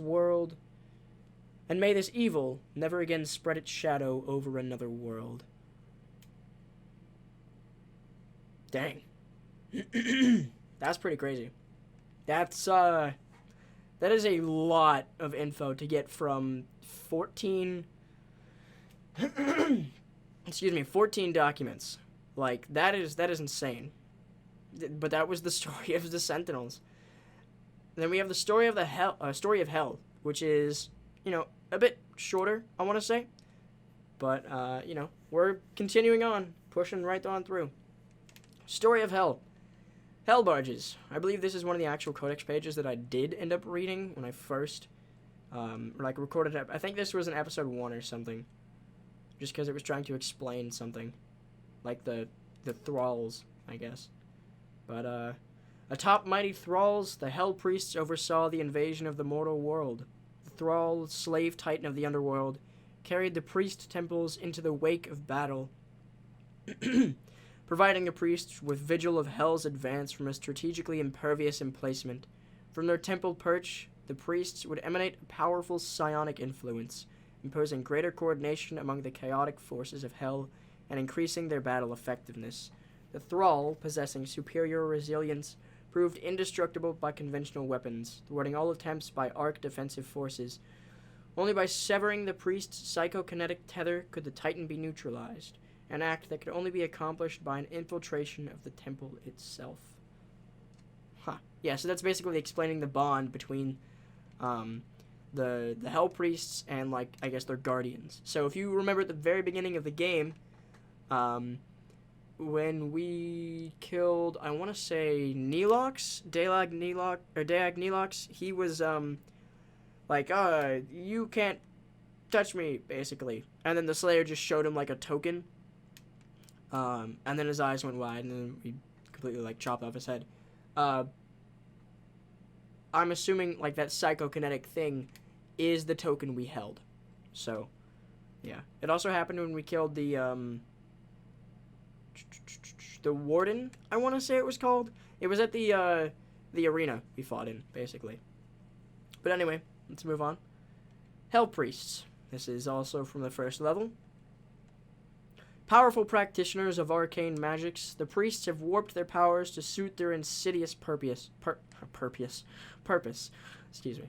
Harnessing the dark forces of hellish psychomancy to prepare Earth for the final blood ritual. By blood were the hell priests bound to the dark ritual which now consumed Earth. And so long as even one of them lives, the consumption of Earth will continue, allowing hell unfettered rule of the mortal world. Only by destroying the priests can the blood ritual be stopped and the Earth saved. Here we have I keep calling him Daylog. Daag Neelox. Looks like skinny Thanos to me. One of the 3 Hell Priests, Daag Neelox, is charged with ensuring that Hell's invasion of Earth succeeds. He prefers to operate on the planet's surface, working in his unholy barge, carried on the back of a demonic titan. This provides him an elevated, mobile position with which to oversee the campaign against humanity. Spiteful and cruel, Neelox frequently captures civilians alive so their still living blood can be harvested for his occult rituals. What a creep. Deagranax. There we go. Oh, so it's like what he looked like before. Oh, okay. Yeah. So he messed up his back and his neck shrunk. Or maybe just bent forward. I don't know. His robe got tattered too.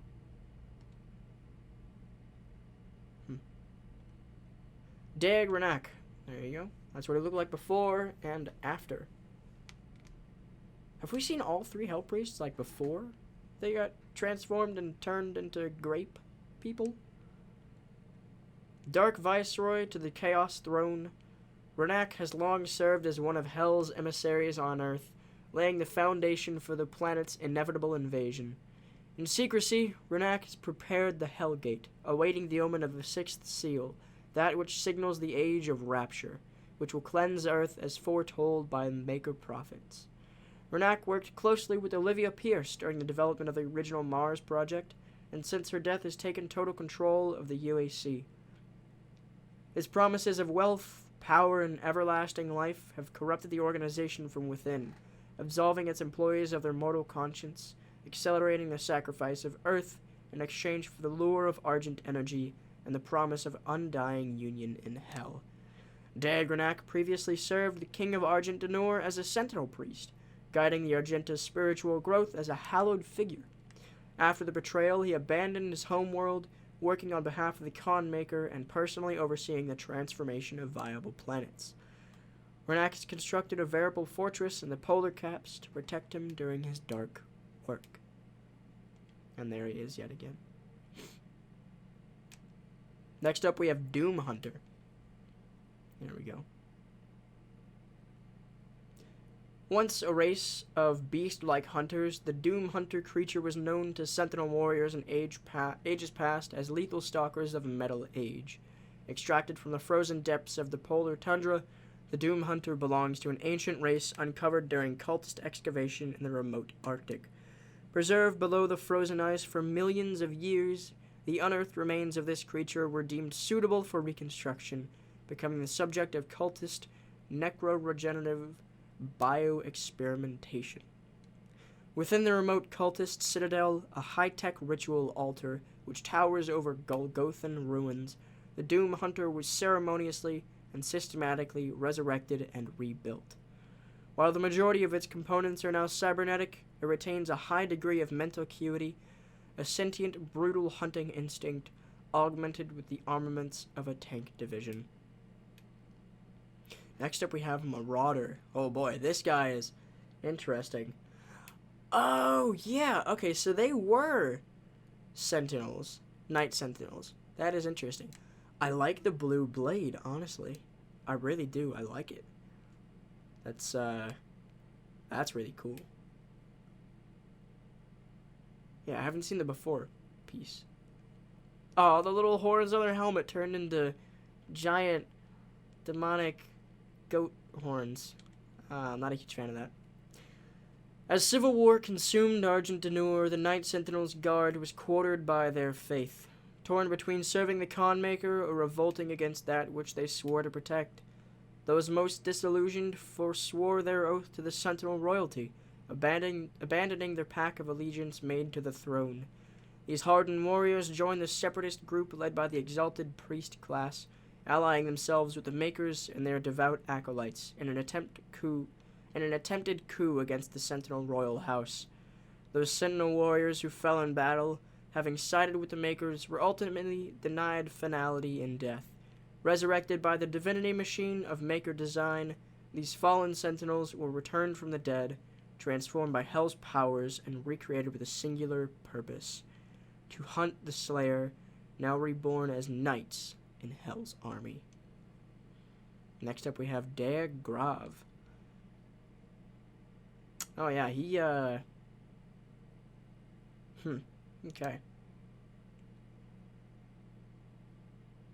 I'm trying to, like, find differences in the clothing, I guess. Dude, imagine wearing the same outfit for, like, the rest of eternity. And having it still fit after you become a demon. That's crazy. Anyway. Dag Grav remains the most powerful of the Hell Priests among the people of Argent D'Nur, frequently visiting his ancient homeworld to lord over the populace. Arrogant and pompous, Grav calls for blood sport in the arena to entertain the fallen citizens of Sentinel Prime. Since the demonic invasion of Earth began, he has operated on the planet's surface along with his fellow Hell Priests to direct Hell's forces. But after the deaths of Dag Nelox and Dag Renak, he has fled to the safety of the arena. It was Dag Grav who facilitated the torment and eventual betrayal of the Sentinel commander Valen, taking the keys to the Sepulchre of Elements and opening the vault of the sleeping wraiths. The ancient creatures were abducted, transported to Hell, and tortured to siphon away their power. He used the heart of Valen's son to animate the icon of Sin, a titan still spoken of in legend through Argent D'Nur. Oh, interesting. So he kind of just... He was like, lol, thanks for the keys. By the way, your son's gonna... He's gonna be a key... Well, not him. Sorry. I don't mean to assume that he's gonna live. His heart. Yeah. His heart's gonna kind of just help. Wait, hold on. If his heart is used to animate the icon of Sin, how is it still alive?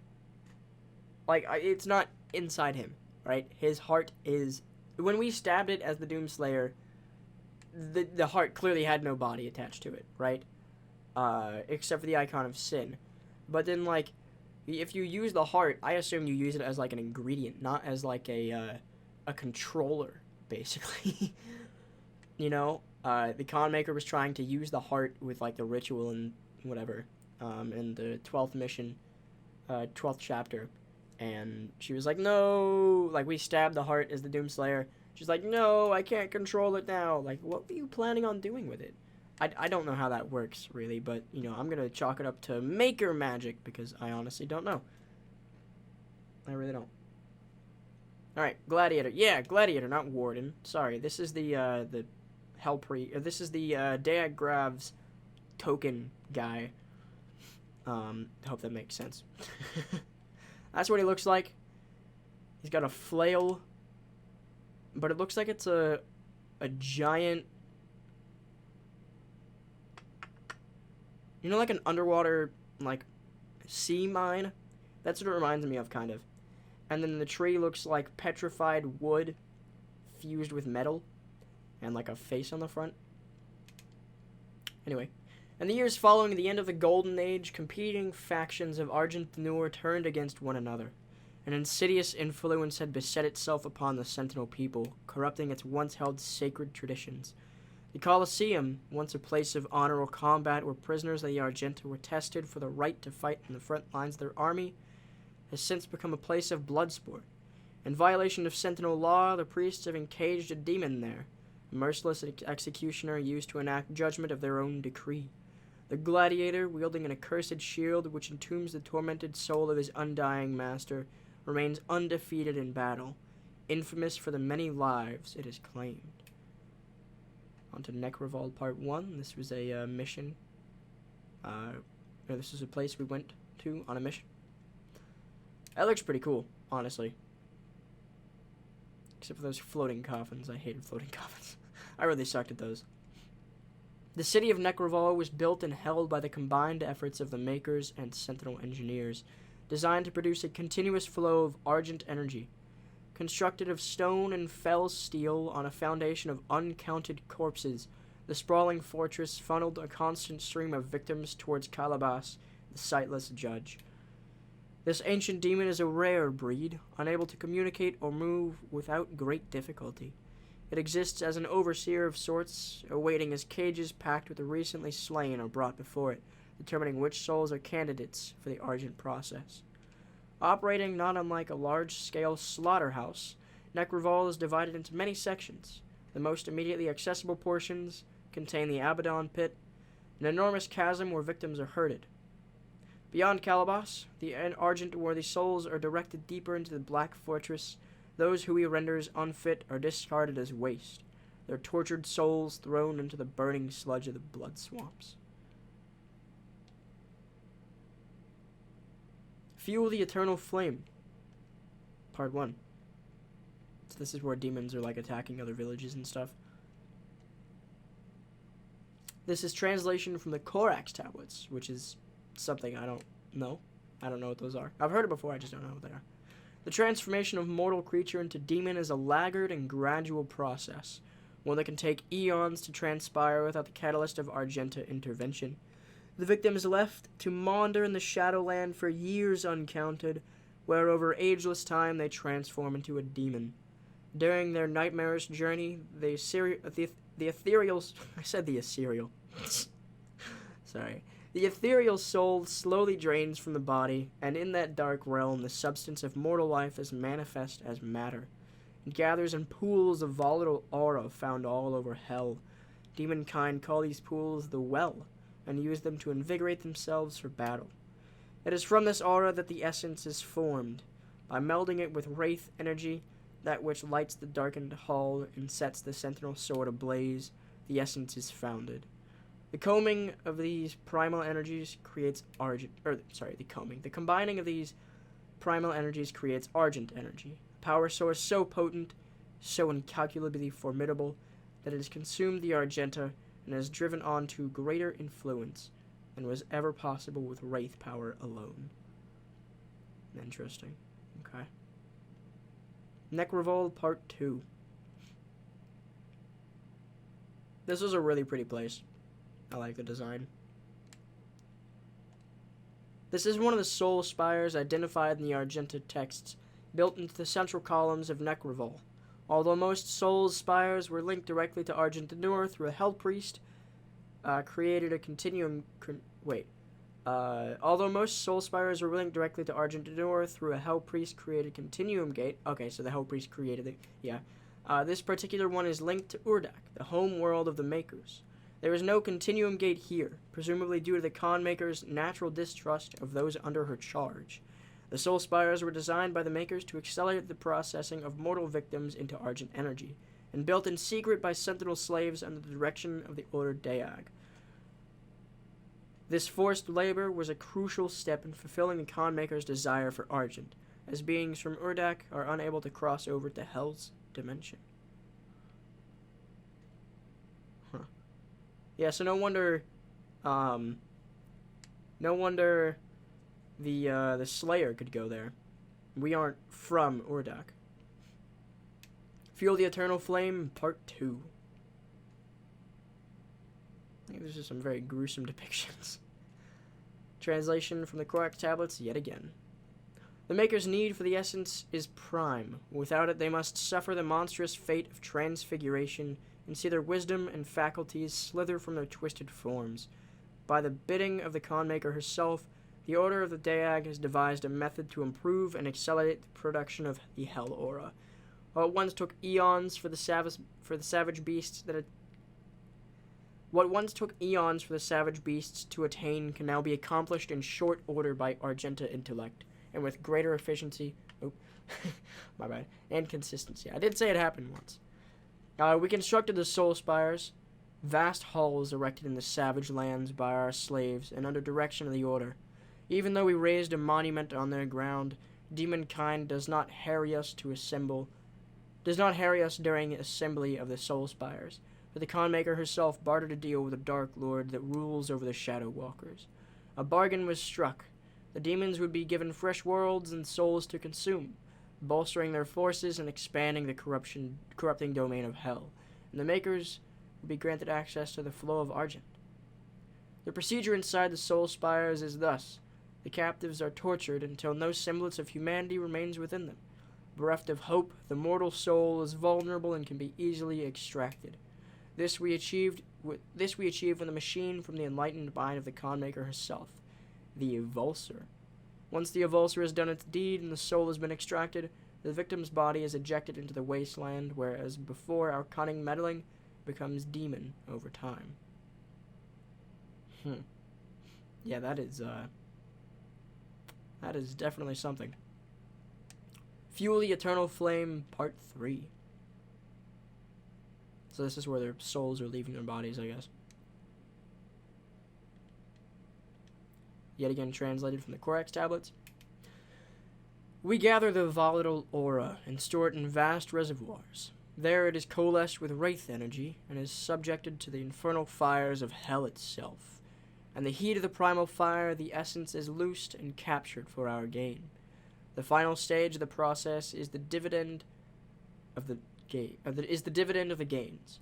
Vast quantities of the essence are fed directly to Argent Denur to power our machine and drive our engine. The rest is reserved for the Conmaker. Though she may never set foot in the Dark Realm, she has devised means to teleport essence to the Holy Land, that which she calls Urdak, the domain of angels.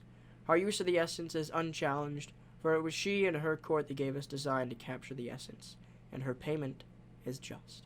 Alright, the Icon of Sin. This bears the same picture as before. Not too sure why, but, you know.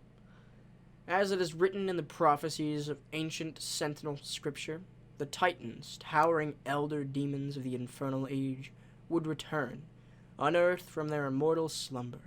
The Titans are believed to be harbingers of the end times, primordial forces of chaos and destruction. Born from the torturous spirit of the betrayer's son, it was by Hell's unholy design that the Icon of Sin was given flesh. The fearsome Titan, forged from the essence of mortal suffering, once bore a human soul now transmogrified and entombed with the still beating heart of its former self. The betrayer, seeking to free his son from eternal torment within the depths of Hell, made an agreement, a pact sealed by the black fates of darkness that promised to grant his son the chance to return from death. The son would live again, but not as human. In Hell's endless cruelty, the son was damned to become the Icon, an inhumane existence bound only to its former humanity by the now disembodied, undying mortal heart. Huh. Wow. Well, that was the story of Hell. Yeah, from here it only gets shorter. We have the story of the Makers, and that's literally three things. Then we have, we have all these. I might read some of I'll read this. Probably, potentially, maybe. Yeah, I'll read these. Yeah. Alright. Story of the Makers. We have Urdak. This is Urdak, the home world of the Makers. A brief age analysis of the structures and architecture here indicates that this world is older than any other in our databases. Similarities can also be drawn to multiple pan-galactic religions, indicating that the Maker's influence is not limited to Argent Denur, and that over eons their influence is spread across the galaxy, and potentially the universe. Some imagery is akin to religious icons in the Orion Cygnus arm of the Milky Way, an area which includes Earth. The name Urdak is common tongue in the Maker language, but can be approximately translated to the word for paradise or heaven in hundreds of different languages, further cementing the theory that the Makers have had a religious impact on mortal beings for millions of years. Despite their seeming godliness, the Makers have a past. At some point in their ageless history, there is mention of the Father, a logical alien entity that endowed the Makers with their vast knowledge and technical ability. Analysis of Maker artifacts and scripture indicates that the Father may have been a singular being that split to form the Maker race, or instead transferred his incalculable incalculable power into the vast structure known as Urdak, which then birthed the Makers in perpetuity. It seems that the Makers, though exceptionally long-lived, eventually suffer some form of biological and mental degradation, at which point they undergo a process known as the Transfiguration, wherein they allow a voluntary death and resurrection somehow tied to the Father. This process may have been complicated or damaged in the recent past. There are no records of how the Father came to the Makers when it was first discovered, or if it had any physical form before the Makers. The first mention of the Father is in regard to a building named the Luminarium. It was a temple of sorts, where Makers would go to seek answers. The essence of the Father was stolen by one of their own, by a Maker referred to as the Seraphim. Who the Seraphim is, or what he did with the Father's consciousness, is unknown. Records show that one day the Luminarium simply ceased to communicate, and that a deep scan of its databanks revealed no trace of the entity. Urdak itself exists in an anchor state, utilizing highly advanced dimensional shift technology to allow a static position at a subquantum level. This essentially inverts their position in relation to Hell. Both planes of existence are fixed outside the bounds of the known universe, a lower and higher reality. The Khanmaker oversees all within Urdak, and now utilizes Argent energy to prevent the Transfiguration. Huh. Interesting. There we have the Khanmaker herself. Okay, moving on. Every 10,000 years, the collective Maker consciousness known as the Singularity births a Khanmaker, a supreme being destiny-bound to lead all of Urdak until the next Khan is born. The Singularity, which contains the conscious soul data for every Maker that has ever lived and died, processes and refines this data as a means of selective evolution. As hierarch of the conscious neural matrix to which each Maker is interconnected, it is physically impossible for a Maker to refuse the collective order of the shared consciousness and disobey a Khan. This system has functioned without error since the creation of Urdak until now. With the disappearance of the Father, the Makers are incapable of creating a successor to the Khan lineage, allowing the existing Khan to hold her claim to the throne indefinitely. So this is actually reminding me a lot of, I don't know if you guys have seen the show She-Ra, but heavy spoilers. Only listen if you've seen, like, Season 5. If not, you can skip, like, 10-20 seconds. Skip 10 seconds just to be sure. But Season 5, there's basically a guy who, like, has a whole connection system like this. Like, there's a whole lot of tech and stuff like this with evolution and, like, going to a new host. Anyway, yeah, that's what it reminds me of. So, yeah, that's kind of what I get. I get Season 5 She-Ra vibes from that. Basically, is trying to how I'm trying to say that without spoilers. Maker Angel. That's who they look like. Oh, I don't like those teeth. No, I really don't like those teeth. No, thank you. I'm going to stop looking at that now. I can't hit 8 of you content. There's only that. These revered figurines serve the speakers for the Khanmaker, earning positions of leadership and high esteem within their species. Angels of Urdak are gifted with orator rings, golden halos fused to their armor as symbols of their status and rank. These divine beings occasionally gather in conclaves or at the summons of the Khanmaker, but typically do not work together, instead being assigned as independent advisors and overseers amongst Maker-controlled worlds. Where's the halo? Oh, okay, at the back. Huh. Yeah, so is Vega the father? I mean, that's basically what Vega said himself. How in the world is Vega the father? He's like this AI, I thought. I don't know. We kind of just left him in the, wait, hold on. So in the absence of the father, you couldn't create a new Khanmaker. So you can't do that, right? And then you bring, like, we brought, as the Doomslayer, we brought Vega back to Urdak to move the teleporter, right? And then we kind of just, we put him in a machine and we left him there, right? And then he's like, oh, Hayden, I see. Am I the father? It appears so. And then now Urdak has the father back, and I think a new con maker can be born. I don't know. Anyway, that's the story of the makers. I'm just like going on a little kind of confused question rant here. Now we're going to the demons. This one should be fun. So I can't actually look at the demons. Like I can't hit view content, or I can't hit view image. Sorry. So these are zombies, possessed by the influence of hell. These once human underlings that follow in hell's rank are those that have been corrupted and deceived by its power, forsaking their own humanity. Those who have fully succumbed to hell's control cannot be saved, becoming mindless, grotesque contortions of their former selves.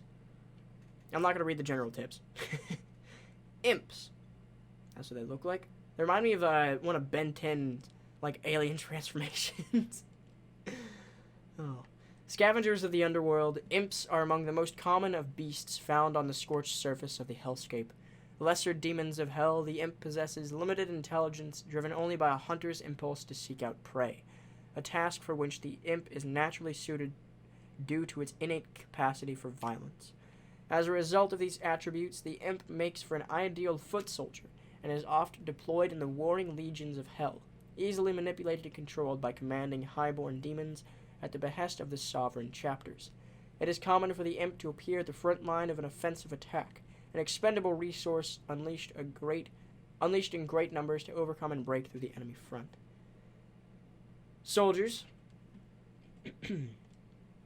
Once frontline infantry fighting to protect Earth from the demon invasion, the Hell Soldiers have been claimed by darkness, turning them against their fellow soldiers in the midst of battle. Okay, so these used to be humans. Well, lots of these used to be humans, but, like, you know, especially them. Here we have gargoyles. Like their imp brethren, the gargoyle is an agile, relentless pack hunter. Native to the Sentinel world, this beast has plagued the Sentinel Guard for centuries. As one of the few demon breeds that could bypass the walled defenses of Sentinel Prime, the gargoyle could appear without warning and claim hapless townspeople before disappearing into the wasteland. Only the most skilled marksman of the Night Sentinel could intercept this aerial threat, a peril which demanded an ever-vigilant watch over the city's perimeter. Next up we have a lost soul. Okay, I don't remember where these are. I think these are from, Lost Soul. I can't recall what these are. I think they're from the, Pain Elemental? I could be wrong. Let's see. The lost soul has its origin among the damned, former humans who have fallen from the mortal world, doomed to an unliving eternity as sin-branded slaves of hell. The damned are seemingly endless in number, their populations growing by the thousands with each rise of the black sun. It reminds me of Soundgarden. For many, the tortuous existence of crushing slave labor is all that awaits. The bodies of the damned are brittle, and those who become broken in labor, their bodies ruined, dismembered, or otherwise incapable of servitude, are transported to the pits where their souls must be extracted for further use. Those fortunate enough to escape this process are what inevitably become lost souls, their spirits transmogrified into physical form. The lost soul knows only madness, its memory a haunted image of its former mortal life. These creatures live a fleeting existence, roaming mindlessly, seeking only that which can grant them a final death. Oh, I see. That image doesn't look too pretty, I'll be honest. On the right side, it looks like it's, you know, it to me, it looks like, it reminds me of, honestly, kind of me, when I would take, like, school pictures back in, like, kindergarten, first and second grade, just, like, a really just, smile. I don't know. But, yeah, that's what they look like. This one I can view the image on. Urdak's population is mainly comprised of drones, beings that exist as extensions of the Con Maker's will. Though each is endowed with their own unique identity, they remain biologically unable to resist a command from their Con, and so function in perfectly synchronized colony system. Or in a perfectly synchronized colony system. Drones never leave Urdak, their bodies not yet mature enough to avoid harm while crossing dimensions. Okay. We have heavy demons. These are the Arachnotrons. These guys, I believe, are in every level. except for the arena one. Arachnotrons are built with genetic material recovered from the remains of the original spider mastermind, bioengineered for spider augmentation. While its actual body exhibits only limited mobility, the oddly cerebral qualities of the Arachnotron make it a prime candidate for the impulse-controlled prosthetic frame that it now permanently inhabits. The UAC facility responsible for the Arachnotron's creation, intending to engineer and weaponize demons of their own design, was overrun after an outbreak occurred inside of its assembly plant, killing everyone inside. The facility, still operating under the directive of the administrative AI, continues to manufacture Arachnotrons autonomously. Oh, so that really backfired. Here you have a Cacodemon. That's what it looks like. So I guess that's showing you what you can like shoot into its mouth and kill it with. A freezing grenade and a grenade. Hunters of the sloth of the I don't know. I'm gonna say slaw. Hunters of the slaw lands, the Cacodemon lurks the bottomless and murky depths of hell in search of easy prey. An aimless wanderer, the Cacodemon is mostly devoid of cognitive ability, sensory awareness, and otherwise commonly occurring impulses. Driven only by a singular desire to feed, the Cacodemon is likely to appear wherever there is flesh to be consumed, bringing with it an insatiable propensity for hunger. It is said that the Cacodemon bears some resemblance to the cycloptic titans of ancient hell lore, leading Sentinel scholars to believe that the forgotten titans may yet live on in some disembodied form. Next up we have a carcass. Oh, I hate these guys. They're annoying. They're so annoying. Ugh. The product of inhuman biomechanical engineering, the carcass was created in the remote labs of the Cultist Enclave. Neither truly living nor dead, it exists in a state of partial reanimation, its cybernetic armature simulating a living impulse within a decaying organic host. Devised as a means of extending a soldier's usefulness in combat after death, the unliving host can only be destroyed by severing the body from its cybernetic implants. Weird. We have a Cyber Mancubus. Mechanized and heavily augmented, the Cyber Mancubus is equipped for frontline warfare. Equipped with dual-barrel arm-mounted mortar cannons, the Mancubus's integrated weapon system utilizes the body's naturally occurring biotoxins, refining this corrosive, viscous membrane into a toxoplasmid ammunition feed. Siphoned from the spinal gland and funneled intravenously to the weapon conversion system, the corrosive secretion is discharged by an alternating firing mechanism, which dispenses the toxoplasmid as either a heated projectile or ignited fluid, the latter resulting in a flamethrower-like incendiary spray capable of burning through armored plating. Here we have a Dreadnight. A variation of the Hell Knight breed, the Dreadnight has been modified and hardwired for aggression. Armed with an exoprosthesis powering energy blade augments, the Demon Knight is a lethal result of the UAC cultist engineering. Epinephrine regulators modulate the Dreadnight with an unbroken flow of rage-addled adrenaline, while its endorphin receptors have been synchronized to respond with the use of its arm-mounted blades.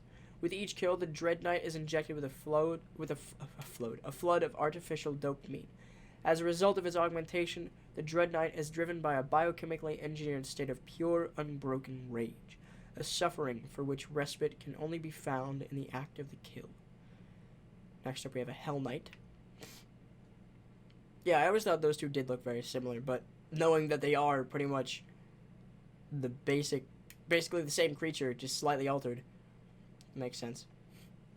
The Hell Knight, warrior beast among demons, has earned its place over the millennia in service of the eternal Ark demons. As imposed by the sovereign houses, Hell Knights have long served as barbaric enforcers of the netherworld, impelling lesser demons by a way of brutality. Rare among demonkind for its innate regard for primal orders of hierarchy, the Hell Knight exhibits adherence to the prevailing rule of its demon lord masters. Requiring little compulsion on behalf of its highborn masters, Hell Knights readily serve the elder Hell Gods for the extent of their lifespans, reaping great satisfaction in the way of war and desecration. Next up, we have a normal Mancubus. The Mancubus, hulking behemoth of the demon world, bears notable difference from those of its kind first encountered by the UAC expedition team on Mars. Unlike its brethren, which wore a naturally occurring armored carapace, this variation shows clear signs of pre-existing man-made modifications.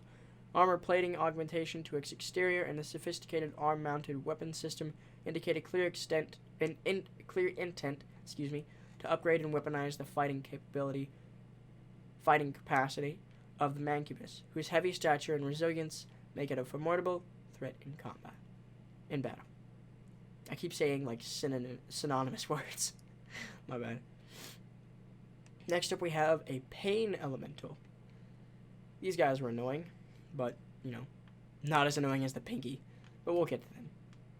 An abhorrent creation of the umbral planes, the Pain Elemental is descended from the primal, abominable depths of the demon world. Knowing only its own torment, the Elemental is cursed to forge lost souls within the fiery pit of its gut, a process that is excruciating and without end for the duration of the creature's miserable lifespan. The Elemental's only reprieve from its own agonizing and torturous existence is the projection of suffering into the world. For this reason, the Pain Elemental reaps great satisfaction from indiscriminate killing and the infliction of misery upon those weaker than itself. Dang. Now we have the Pinky. These guys were annoying. Let's see. Yeah, especially Pinkies were annoying. No, not the Spectre. Yeah, we'll get to them. Oh. Anyway, Pinky. As hell emerged on Earth, the Pinky began to appear on terrestrial soil in great number, rapidly becoming the bane of existence to Ark military fortifications. Utilizing its armored frontal carapace, the Pinky is able to penetrate defensive encampments, breaking through walled defenses and using its own ramming ability to upturn and immobilize armored vehicles. Ark deployments depended on their ability to hold the line against encroaching forces of hell could be disrupted or even overtaken by a single Pinky, were it able to penetrate and break through their defensive matrix, allowing a greater demon influx to pour in afterwards. The Ark rapidly prioritized the target status of the Pinky, issuing high-range bombardment to prevent the Pinky from gaining proximity. Oh, that is not what I wanted to do. Sorry. So yeah, there's the Pinky. It highlights the tail. Its weakness. Next up, we have the Prowler.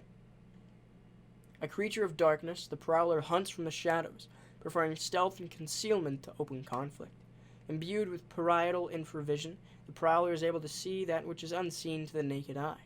Known amongst the Sentinels as the Night Stalker, the Prowler's preternatural sense of sight makes it a lethal hunter, capable of tracking its prey even in the pitchiest black of dark. Believed to be peripherally descendant to the lesser imp brooding, the Prowler is rarely seen in groups, forsaking pack hunting for the precision of the solitary pursuit. Dang. Next up, we have the Revenant. This guy was really fun to control when we could do that. I like that. That was a really good, feature of the game. The Revenant Program, a bioweapon experiment utilizing reanimated necrotic human tissue, was believed to have been destroyed at the collapse of the UAC facility on Mars. However, the emergence of the cultist enclaves on Earth, former UAC deviations now under Hell's direct control, have begun work on a second wave of production of the Revenant Program. While much of the platform's existing weapon payload is preserved as originally designed, the cyber neural programming has undergone modification. Pattern signals are wired to the host's frontal cortex, which in turn simulate a state of frenzied, unrestrained bloodlust. While these signals are active, the host is incapable of thinking or feeling anything but a singular compulsion to inflict death and violence on the living. Dang. Now we have the Spectre. Woo! These guys were a pain. I will be honest, I didn't know the Ice Bomb weakness, that it breaks the cloaking behavior. I just thought it was the Pinky, but like invisible, and then you couldn't do anything about the invisibility it had. But let's read the description, shall we? Born from an ancient screed of forbidden psychomancy, it was by the Tomaic inscriptions of the occultic six-sealed eyes that the specter was made manifest. Divined in desecrated ruins by untouched by light for eternity, warlocks of an abandoned sovereign house unearthed the verboten scripture seeking rebellion by means of black magic against the rule of the infernal archdemons. By way of sorcery were numerous abominations and ungodly forms brought forth into the hellscape, among them the specter, ethereal amalgam of the Pinky. Yeah, okay. For their role in these miscreations, the archdemons would enact as retribution against its insurgents, as unspeakable punishment, a decree of suffering that would be without end. I'll be honest, a lot of that I didn't understand. All I got was that the specter was an ethereal amalgam of the Pinky. Oh, don't get me started on the whiplash. I hate these. These are annoying. Because we didn't always have an ice bomb to stop it. But, yeah, that's what it looks like. It looks really creepy. It's got, like, a snake tail, too. A scavenger of the hellscape, the whiplash creature was first discovered by UAC expedition teams in the Black Desert of the Sanctum Wastelands. These elusive serpentine demons move with great speed and agility. They are capable of striking from a great distance, with retractable bladed whips concealed within their forearms. This particular demon breed became an object of great interest to the UAC engineers on Earth, while attempts to capture live specimens of this nimble and unpredictable creature proved to be exceptionally dangerous. After successfully acquiring live specimens, researchers implanted cybernetic augmentations designed to enhance the whiplash's innate strength and lethality. Why? Why would you ever do that? Oh yeah, because isn't the UAC like controlled by the Order of the Daag? Anyway, we have super heavy demons now. This is the Ark Vial. Forged from hellfire, the Ark Vial is feared among lesser demons for its innate ability to channel and manipulate the unholy powers of hell magic. Descended from the eldest race of demons, the Ark Vial has long held a place within the ruling caste of highborn demon kind. Possessing superior intellect among the demon ranks, the Ark Vial's psychomancy powers make it a natural-born ruler of the savage and primitive beasts of hell, capable of bending weak-minded underlings to serve its will. That's kind of crazy. But yeah, I do absolutely hate the Ark Vial. They're the summoners, basically. Baron of Hell. We don't see these too often, but, you know. Let's see. The Fireborn Barons have evolved. Oh, have they? Descendant clan of the Baron Hellbreed and are indigenous to the caustic, scorched hellscapes bordering the burning abyss. Try saying that 5 times fast. Bordering the burning abyss. Bordering the burning abyss. Bordering the burning abyss. Bordering the burning abyss. Bordering the burning abyss. Bordering the burning abyss. Actually, it's not that difficult. Never mind. A landscape of cragged spires forged from unbreakable blackstone, tempered by the crashing waves of magmatic tide. These sulfuric plains of hell have long served as banishing grounds, a place of exodus to which the damned are sentenced as their final destination. The Fireborn Barons have evolved in this environment, sustaining themselves on the remnants of the damned, growing obsidian carapaces, and in time becoming infused with the very incendiary matter of hell itself. That's kind of crazy. Doom Hunter. Alright. Once a race of beast-like hunters, the Doom Hunter creature was known to Sentinel warriors in age past as lethal stalkers of the Metal Age. Why do I feel like I've read this? Oh, probably in the Hell area. Or the Stories of Hell. Let's see. I guess I'll read it again. Extracted from the frozen depths of the polar tundra, the Doom Hunter belongs to an ancient race uncovered during cultist excavation in the remote Arctic. Preserved below the frozen ice for millions of years, the unearthed remains of this creature were deemed suitable for reconstruction. Becoming the subject of cultist necro-regenerative bioexperimentation. Sorry, that was difficult to say. Within the remote cultist citadel, a high-tech ritual altar which towers over the Golgothan ruins, the Doom Hunter was ceremoniously and systematically resurrected and rebuilt.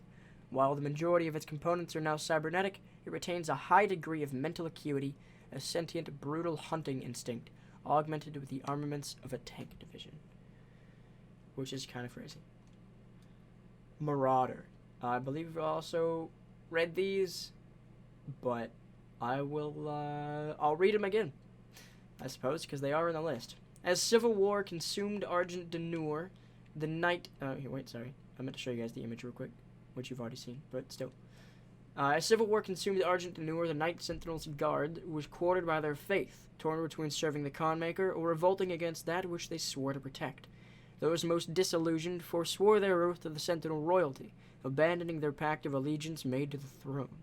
These hardened warriors joined the separatist group led by the exalted priest class, allying themselves with the Makers and their devout acolytes in an attempted coup against the Sentinel royal house. Those Sentinel warriors who fell in battle, having sided with the Makers, were ultimately denied finality in death, resurrected by the divinity machine of Maker design. These fallen Sentinels were returned from the dead, transformed by Hell's power, and recreated with singular purpose, to hunt the Slayer, now reborn as knights in Hell's army.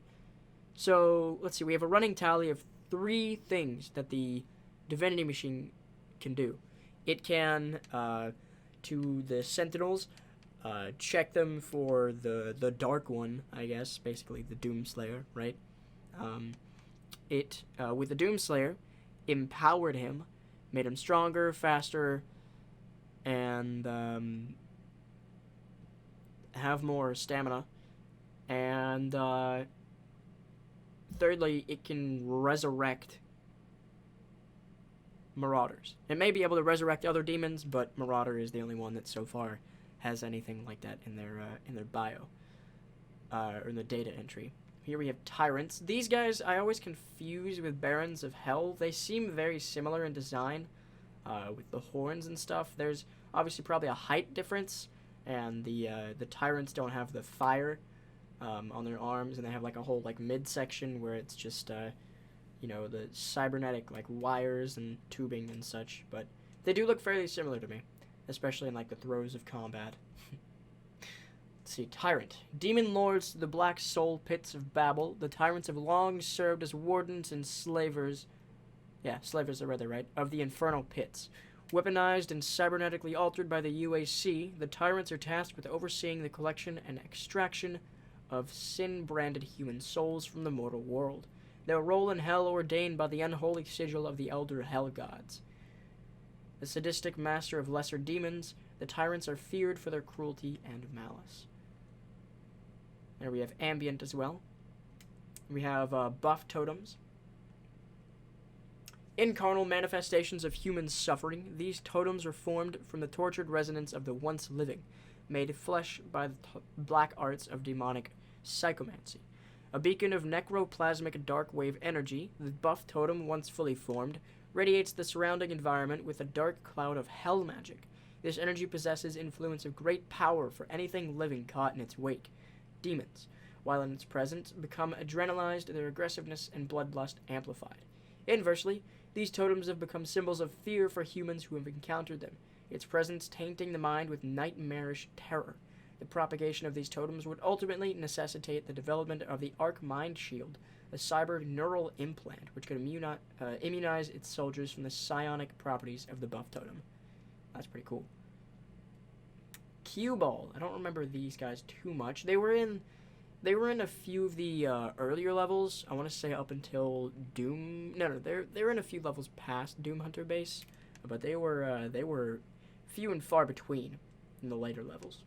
These were former UAC engineers. These malformed zombies were rendered inept during the war for Earth. Their bodies are now a disturbing fusion of body, bone, and barrel. And then lastly, we have the Tentacle. Let's see. The description reads, oh wow, there's actually a lot for this. I didn't really think that was, there was going to be that much. I thought it would be like a sentence or two. The subject of great scrutiny for Ark scientists on Earth, these Hellgrowth formations have appeared all over the planet, taking hold wherever Hell has made its presence known.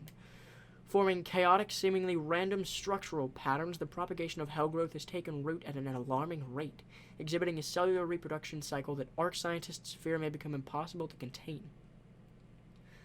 The resultant environmental effect is extremely hostile to terrestrial life, producing atmospheric biocontagions and a multitude of organic hazards.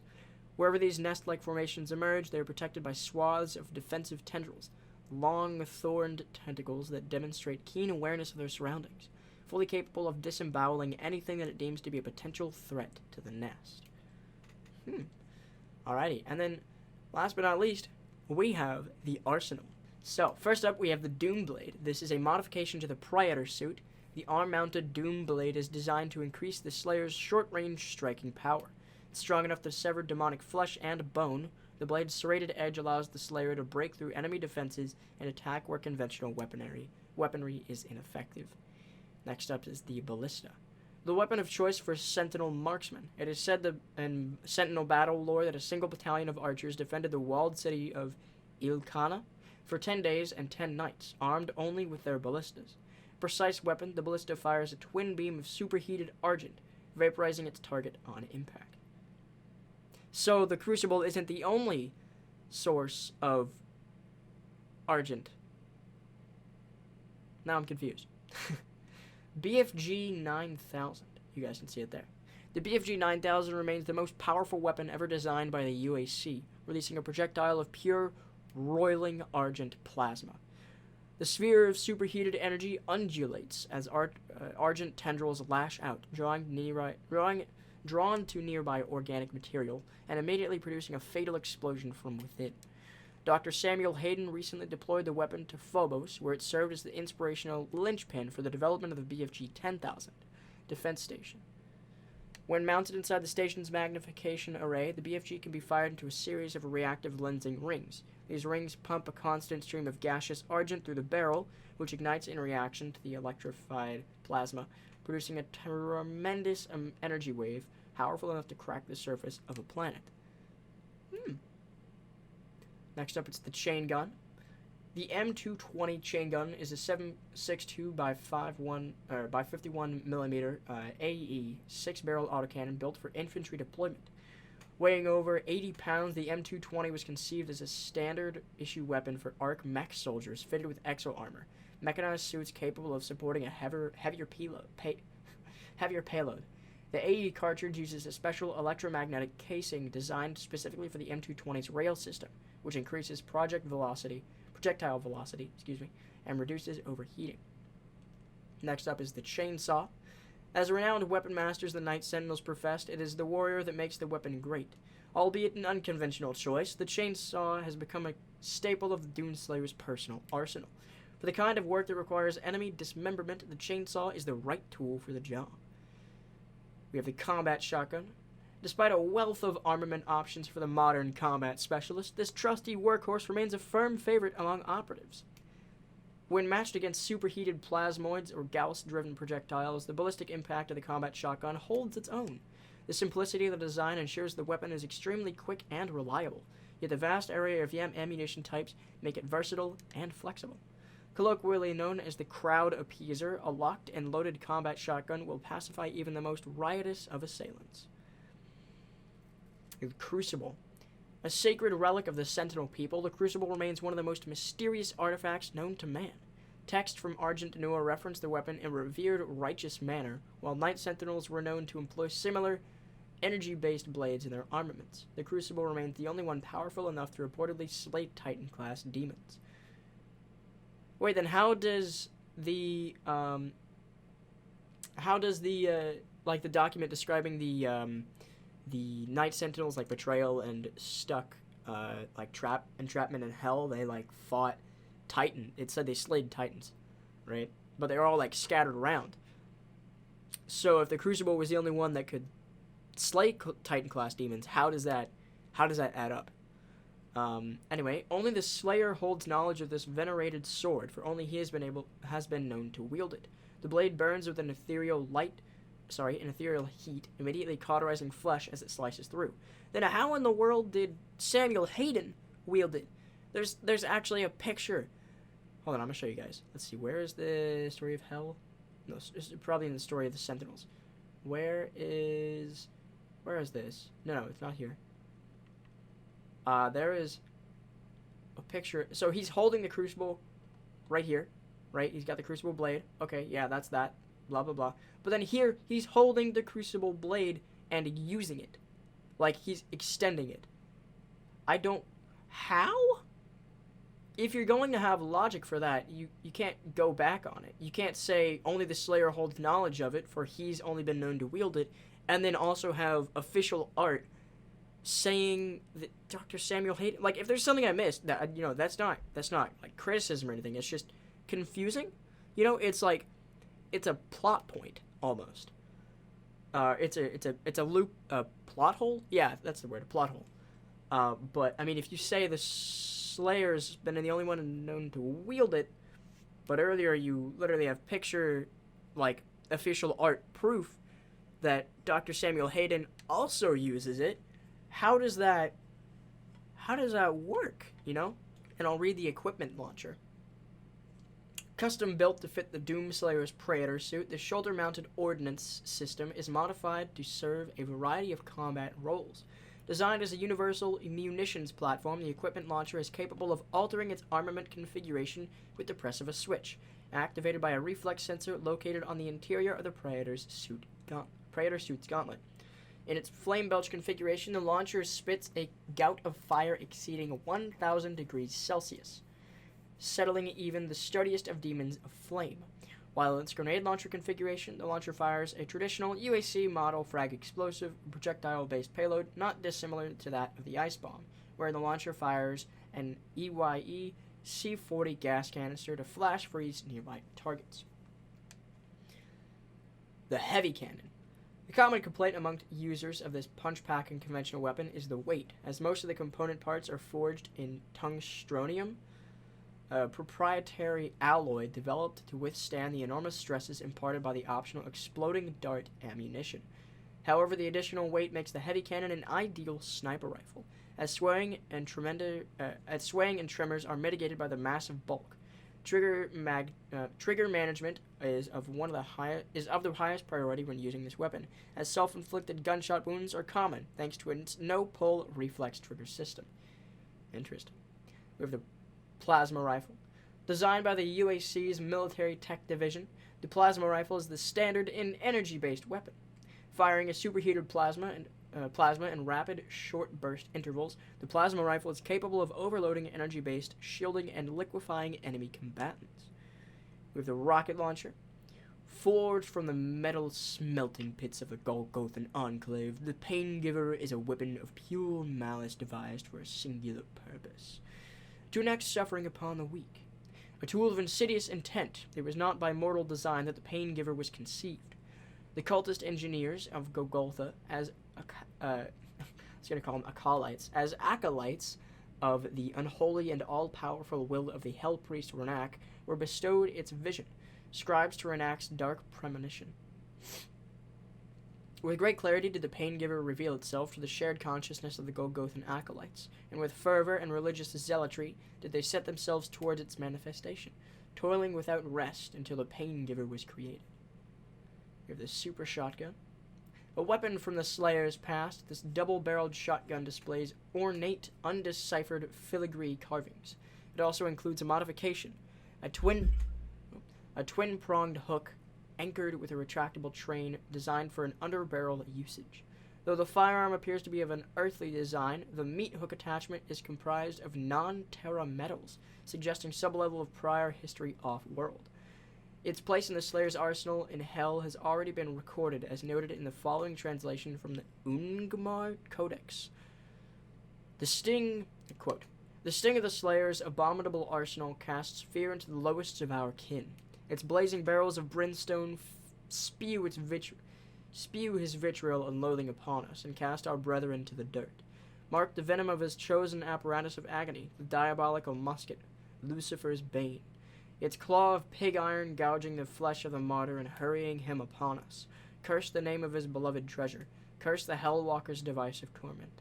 We shall cast it into the smelter and gild his entrails with the slurry. End quote. And lastly, we have the Unmaker. I honestly wonder if we would have unlocked this Codex page if we didn't actually grab the Unmaker. I'm assuming it unlocked when we grabbed it, though. The Unmaker. A uniquely powerful weapon, the Unmaker is kept under lock and key inside the Fortress of Doom. Inspired by Sentinel weapon technology, the celestial firearm was created in Urdak by the ingenious invention of the makers themselves. Upon activation of the weapon, shutter ports slide open, and the Unmaker immediately begins launching rapid-fire volleys of condensed, tri-directional argent bolts. The destructive potential of this alien superweapon is rivaled only by the BFG. And then if you guys want to go through these tutorials, you can. They're tutorials, so I'm just going to go ahead and play them on screen. You guys, I guess I'll let the animations play out, but, I mean, if you've seen the series or have played the game yourselves, then you should know what they are and what they do. I'll let the weapon ones play out. They're pretty cool. It's like this one is just like a whole barrage. It only had 60 ammo, though, so it was kind of meh. So that's a glory kill, double jump. But, I mean, these are all just like basic combat and whatever else, right? You don't see these in like Codex pages. You just get these throughout the game. So yeah, this was me reading all the Codex pages. I'm not super... There's 2 for the Gladiator. Wait, what? Oh, okay. With the shield and without the shield. Gotcha. I'm not super... You know, I don't do this type of thing very often, if at all, really. I'm not usually reading out stuff such as this. You know, I don't really normally do that. So, you know, if I did good, then great. If I didn't, then apologies. I don't do this too much. Oh, wow, I bet we only got this one. No, never mind, yeah. They'd probably give us both of them at the same time.